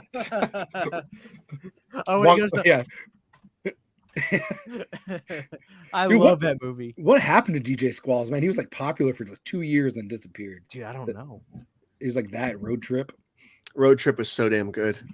Dude, do you guys remember Sorority Boys? Yes. God, I love that movie. Sorority Boys, Slackers. I don't think I saw Slackers. Slackers is a good one. Boat Trip, dude. I thought Boat Trip was hilarious. I never saw Boat Trip. I never seen either Van Wilder movie either, as insane as that is. I saw the first one. I did like that. But that was towards the end of those days. Yeah. Where do you guys stand on Euro Trip? I like Euro Trip. That was probably one of the last ones. That and Beer Fest. Sex Drive. I think Road Trip might be my favorite out of all of them of that era, even over the American Pie films. There's something in Like Road Trip is fucking intoxicating. I love that movie. Yeah, that's what, dude. I always think about Fred Ward. He's like, I'm not mad. Yeah, that's the best clip. There's a clip on YouTube. It's just that like 3-second clip of him screaming, "I'm not mad." I have that on loop sometimes. It's so fucking funny. I think about that. I think about that daily. Like when someone's not mad, or when someone's like, "I'm not mad." Like, I'm not mad. That's classic. I love that shit. What about? I'm guessing you guys are not massive fans of American Pie Presents Bandcamp. I haven't seen any of the Presents movies, man. No. Yeah, No. they're okay. I've seen it. I might have saw it once. I might have rented it from Blockbuster. I think I started buying them. Or when they came out, I'd buy them. And it was like Stifler's brother. I was like, I think I watched like the 3 after, and then I don't even know where they're at now. I think there's 5 of those fucking movies, and I think Eugene Levy's in all of them except for the 4th one or whatever. Because I think they just had one come out too, didn't they? Like a year ago. I think so. I think that was just like an all chick movie or something. Yeah. It was something weird like that. Yeah. So, somebody in the chat or one of you two guys, tell me what the fuck this movie was because I loved it. It was two guys. It was these 2 guys that were Siamese type twins. They were joined stuck on you, and they were flipping burgers. Yeah, and they were like the best burger flippers in the world. It was Greg Kinnear and Dennis or Matt Damon. Matt Damon. I haven't seen that either. I haven't seen this movie. This movie is fucking hysterical. Yeah, it's a Farley Brothers movie. Wow, it's so good, Brandon. Yeah, I've never even heard of this movie. I rented it from Blockbuster, and it was so funny. I saw that in theaters, man. There's a scene where they like have the surgery or whatever, and the doctor comes down and is like, "Hey, we lost one of them." Like, but then we found him on the 4th floor. Like, dude, I was dying laughing. Dude, bad. Stuck on You is fucking hysterical. Isn't Meryl Streep in it? She like does like a cameo. She's like there to watch a play or something. Oh man! I hear Brandon. Brandon, what's going on here? What are you doing, Brandon? What's going on here? What's going on here? Can you talk to me? Okay. I'd be whipping your ass up and down the street. Let me see. Stuck on You. Brandon, you have to film that. You have to have your wife film you doing that. I got to flip out on somebody. I got to go to Walmart and find like a really poor old pedestrian and just flip out on him saying, "Yeah, she is in that movie." No, dude, Griffin Dunn's in that movie. I'm assuming you guys are also big fans of Waiting. Yeah. I wasn't a huge fan of that movie. What? Because what's going on here? At that point in time, Ryan Reynolds annoyed the shit out of me, and the chick from Scary Movie annoyed the shit out of me. Yeah, but Brandon, I couldn't stand it when they have to cook that dude's steak. Road Trip already gave me nightmares about eating in a fast food in a restaurant. I didn't need waiting on top of that shit. Dude, that Mexican no powdered dude, sugar. The Mexican dude banging that broad in the handicap stall is disgusting, dude. Wasn't there a sequel to Waiting too? Like there was another one, right? I never saw it. It was like starring Andy Milonakis.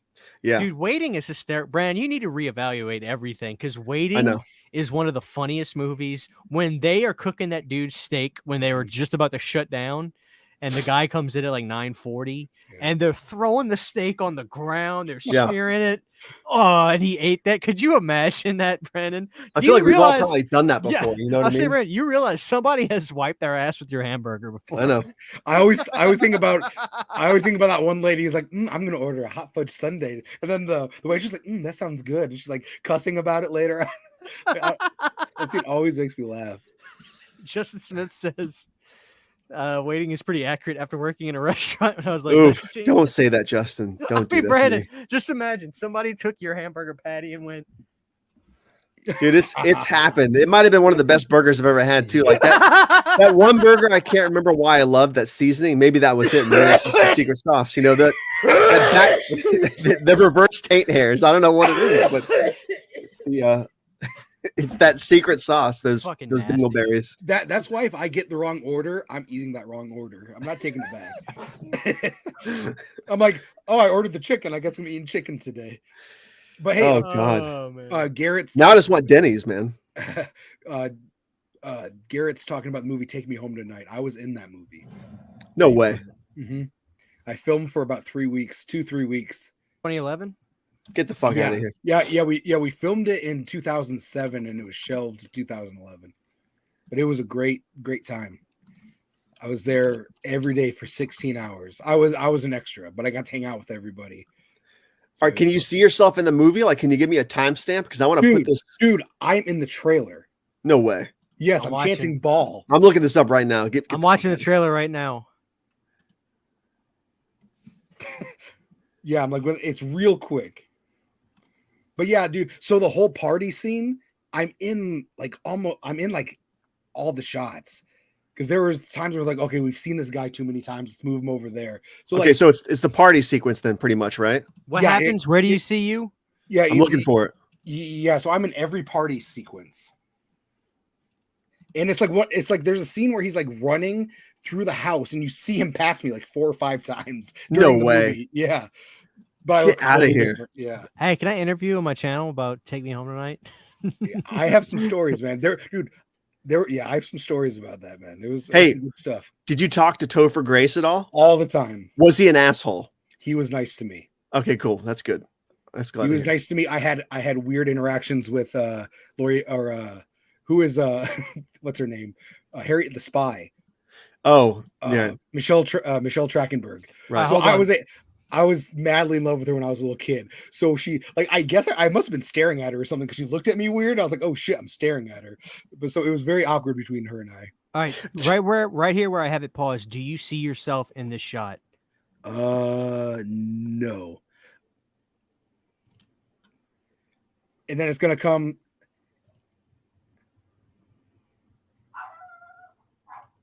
Yes. I'm gonna be.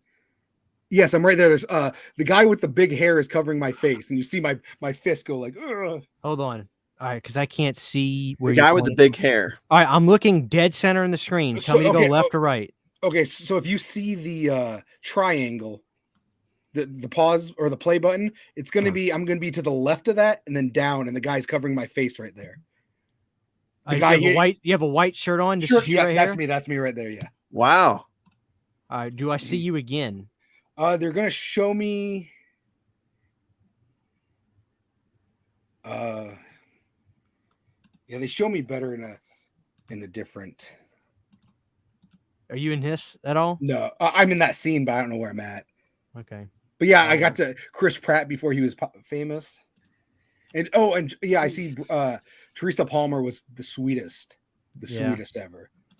But yeah, That's man, crazy. people would get mad. Like I ate breakfast with Topher Grace. And I always found myself alone with Topher Grace. Like there'd always be a bunch of people, and then all of a sudden everyone would clear out, and it would just be me and Topher Grace, like at like eating food, or we'd be like up at the scene watching a scene because he produced the movie as well, and I think he helped write it, so he was there on his days off. So he'd always be like chilling back. That's incredible, dude. That's cool, man. That's he was awesome. nice. He was nice to me, but I know other people didn't think he was so nice. I think he was just. When people trying to like kiss his ass and just be like, hey man, how you doing? And were you just kind of like chill? Like, hey, how's your? Yeah, I was chill. That's why it's like I feel like I'd be somewhere and he'd end up near me. Like I wouldn't go to him; he would always come to me. And there was one time, dude, it was like probably because we started at like 5 o'clock in the afternoon. We had to be at a base camp, and there was this time, like, dude, it was like 8 o'clock, 9 o'clock in the morning. We had to be done because it was a nighttime scene. So we had to like make not us, but they had to make the house look like it was dark outside still. Dude, there's like maybe 150, 200 party guests that were there. Dude, they all left except for like 8 of us because they were like, they all got mad and they wanted to leave.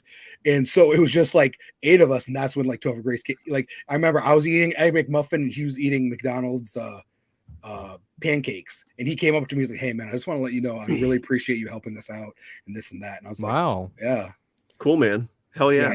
Yeah, he was very nice to me, and Dan Fogel was very nice as well. I ran into Dan Fogel a couple years later at San Diego Comic-Con. This was still before he was famous. We were walking around, we both stopped and looked at each other. He's like, do I know you? Or it was kind of like we both kind of looked at each other. I was like, Dan Fogel, and he like looked at me. Like you could tell he remembered who I was, but he's like, and it was just like a quick interaction, but it was pretty cool.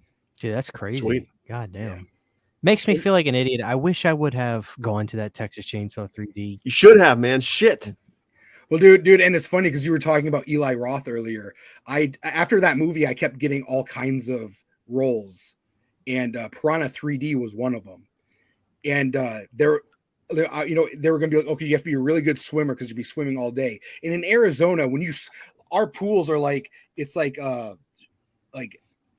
shallow end, and then it gets a little deep, but you can still see over it to where and then goes up to another shallow end. So I was like, I don't know, I can swim in an Arizona pool, but I don't know if I can swim all day. I don't want to be drowning in freaking lake, lake wherever they were at, Lake Erie or something like that. But anyways, I was gonna be with Eli Roth. I didn't know that till after. I was like, dang, I would have won that. Yeah. Holy shit. That would have been a good story. Yeah, because he was the DJ and I was gonna be someone around the area. God damn, that's crazy. Mm-hmm. But yeah, man, I got to drive cars in an FX pilot that never made it to TV. I've done a lot of cool stuff. That's crazy, dude. Wow. Film wise, yeah. Speaking of extras, man, Garrett better get his ass in Good Burger 2. I'm gonna flip out. Dude, that's what I'm saying, man. Good Burger 2. And what was the other one? Didn't he say something else was filming there? Something else nostalgic. I thought he said something else. Was it Beetlejuice? Beetlejuice 2? Beetlejuice 2, that's right. He's down the street from the house or something, right? I think it was actually Howling 11, The Rebirth. Garrett's in the chat. Garrett, go off. But hey, we've been going for a while. It's been over 2 hours now, and I feel like we got to wrap it. But of course, we'll be back. Brandon, tell the audience again what's Friday's show. Friday is going to be awesome. We're doing the Cosmic Brownie and Cosmic Horror Show with us, Planet Dirty, as well as Cody, the dude who loves movies, and Garrett from Born to Be Rad. It's going to be a good time. It's going to be Planet Dirty versus the Rad dudes. That's right. The dirties versus the rad dudes. The dirty dudes. But yeah, this was fun. Another classic Planet Dirty episode. Like I said, guys, go listen on Spotify. I'm putting these on Spotify. You can go enjoy the shows. I'm uploading them usually once a week until we catch up. But it's been fun. Cody, tell people where they can find your channel. You can find me at Dude Who Loves Movies, one word, on Instagram and YouTube. I'm close to 400 subscribers, so I'd love to have you guys come over and enjoy my shit. Yeah, go check him out. And Brandon, of course, is Tabata Vision TV, Tabata Tunes, Tabata Extras, Tabata Clips. Maybe one day I'll merge them all into one channel, but for now it's got to stay separated. Brandon, are you actually going to do the cooking? Are you actually going to get off your ass and do the cooking video? I'm thinking about it. I want to do something where, like, if I'm making an egg sandwich, I want to say, like, this is a great Chainsaw Leatherface movie, but you know what goes well with this movie? This kind of sandwich. And then I go make the food. So there's an excuse for me to do a horror cooking show, but I'm not doing Tabata Eats as a separate channel. There's too many Tabata channels now. It's enough. No, I think you should have I'm putting my foot down. You should have burger. Add two more, Tabata Cooks and Tabata Eats. So you have a channel where you cook the food and another channel where you eat the food. I might make Tabata Sugar or something where, like, I track my diabetes, like in a vlog series, but that's about it. Dude, I'll tell you what, man. When I was trying to tag you in something on YouTube, I was like, how many Tabata Visions is there? I had no idea which one it was. Now I know, but the first time I was like, there's like 5 of them. And there's like one, you have like 22,000 followers or something. Yeah, like my regular channel, my original Brandon Tabata account has 22,000 subs, which is cool. But again, like I've said before, like that's because a lot of that's from my movies and stuff like that. They're not really a dedicated fan base. Like I can go there now and post on that channel and it'll get no interactions. But like with Tabata Vision, even though it's only like 2,000 subs, when I post something, it gets the interaction I want. So while the numbers are technically there, I feel like the real people are over here on Tabata Vision. And there's a method to my madness. I'll stop rambling in a second. I promise. We're trying to get the fuck off here. I realize that. But Tabata Tunes is exclusively for music. Tabata Vision is non-horror, or Tabata Vision TV is non-horror. And Tabata Vision is obviously horror. I feel like I gotta mention again. I haven't mentioned in a while too that I have Radio CHH where I do vinyl rips, and I'm getting back into the swing of that. I just did "It's My Life" from Talk Talk, which is one of my favorite songs ever. Hey, how does that work for you? How does that not get taken down by copyright issues or copyright or anything? You're allowed to just play other music. I just turn off all monetization and everything. Oh, I see. Just turn it all off. Make sure it's all off. Okay, and they won't take it down. No. Okay. You know, as long as I'm not making any, and as long as I'm not trying to make any money on it. Sometimes it gets banned in different countries, but that's not that often. I see. Yeah, but I love doing that because I love listening to records. So.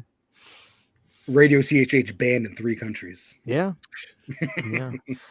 So thank you guys. We still have 100 people in here. Do me a favor. If you have not dropped a like on the stream, please do so. Go check out Dude Who Loves Movies. Go check out Tabata Vision. Go check out Tabata Vision TV. Go check out Tabata Tunes. And Cody's about to start doing some shorts, so he's getting that going. Brandon's We'll see about that. yeah, man. Keep Brandon's always drop bum bum bum bum bum bum bum bum bum bum bum bum bum. Fuck that song, Brandon. I hate that song so Why? much. I don't Every time I scroll through my shorts, all of a sudden, shoo, boom, boom, boom, boom, boom, boom. Yes. Dude, it's a That fucking culture. song. It's a whole culture now. I know it. Watch Brandon eat a mini ear of corn. It's great. Oh, I love it. You know how much water sprayed out of that fucking mini ear of corn? It was devastating. It reminds me of Macaulay Culkin eating that piece of pizza. Have you seen that? I have, Yes. yeah. That pizza looks so good in that video. Something I don't know if it's the Yeah. paper plate or what he's doing, but that pizza slice looks so good. It did. His hair was greasy and he needed to fucking shower in that video, but the pizza looked good. Thank God he cut the hair. Oh God. Anyway, listen, we love y'all. Thank you for another night of Planet Dirty. We'll be back Friday night, the Cosmic Brownie and Cosmic Horror Show. Oh, real quick, I'm playing this tomorrow live on my channel tomorrow night, so come and join me for that. Dude, fucking Fine. love Castlevania 4. Yeah. Super Castlevania 4. Had to All plug right. that real quick. Love y'all. Good night.